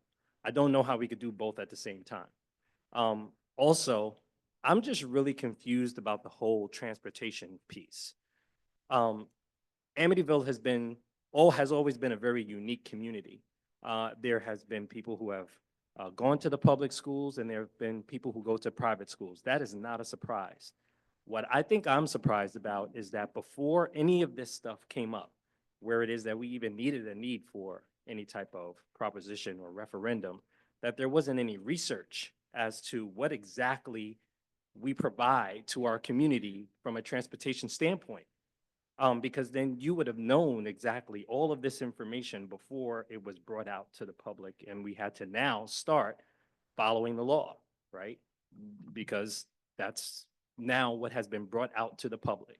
So I would have hoped, and I would have thought that that would be something that would have been in your minds when this was brought out to the table. So any referendum or any proposition that comes to play, I think that the best and most obviously equitable way would be to ensure that the district continues to provide the services that it has already provided. That includes all of those services. I'm very concerned about extending mileage, because then that means that there's the opportunity for more schools. However, if we keep it to what it is that we have already done, that covers the individuals in our families, in our communities that we're already serving. Really wasn't, I really was concerned also about the fact that the board was potentially going to vote on something tonight, and the community as a whole didn't really know about it. But whatever, that is what it is. I'm just hoping that when we do whatever it is that we do going forward, we do something that impacts positively all of Amityville. Thank you. Any other community input on non-agenda items? Hi, Margaret Schaff, Amityville. So I just want to point out to the board here, when you're doing all these deliberations and all this busing and thought process and everything else, is that the people who need these services pay taxes. And it is their right to send their kids to whatever school they want to. If they want to have to, send their kids to parochial school because that's their choice for their family, so be it. But they're entitled, because they're taxpayers, to get the services within the school district. So just whether, it's a need, and it's evident, and they pay for it. That's what you pay taxes for. So when you go and rolling all this stuff around, just remember, it's a service that we actually pay for, and they deserve every ounce of it. And the other thing was, silly as it may, I heard someone talk about the phone cubby during tonight's proceedings. Yes, go ahead. So, I mean, I think we rolled this around a year and a half ago, that is there a required cubby, is this the New York State thing with the Hochul's new phone policy that there has to be a cubby in the classroom? Is it the She- wish list? So we're still waiting to see whether or not it's going to be a law about cell No- phones. No school, no, Right, so. great, with all the- for the- that. The school board is just trying to be proactive in that manner. Right. And looking at putting in the budget to have the cell phone copies. So that's what we're Okay. doing right now. I said this a year and a half ago, 2 years ago. You can go to Walmart, get a shoe bag, put a bunch of numbers on it, put a piece of plastic over it so no one's going to grab somebody's phone. For $10 a classroom, you can have your cell phone cubby. Thank you. Any other input regarding non-agenda items? Hi, Stephanie Andrews.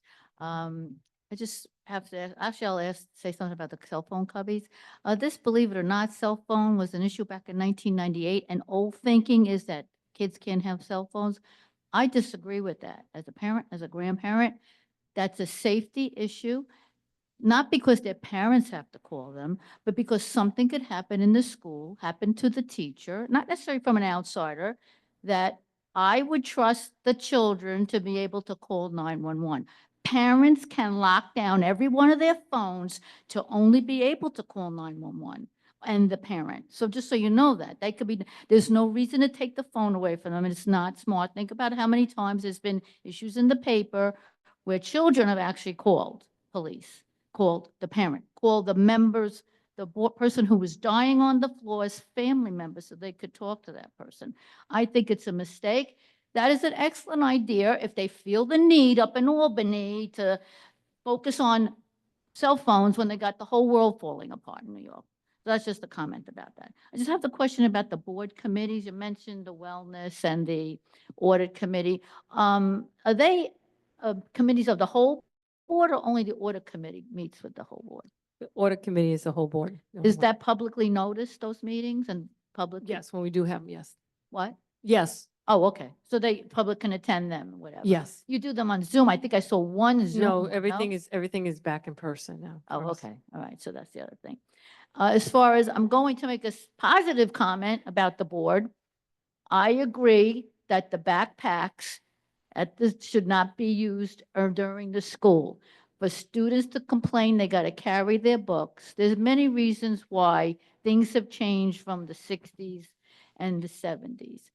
Kids with help, when they have to hold their books, they're not getting in fights.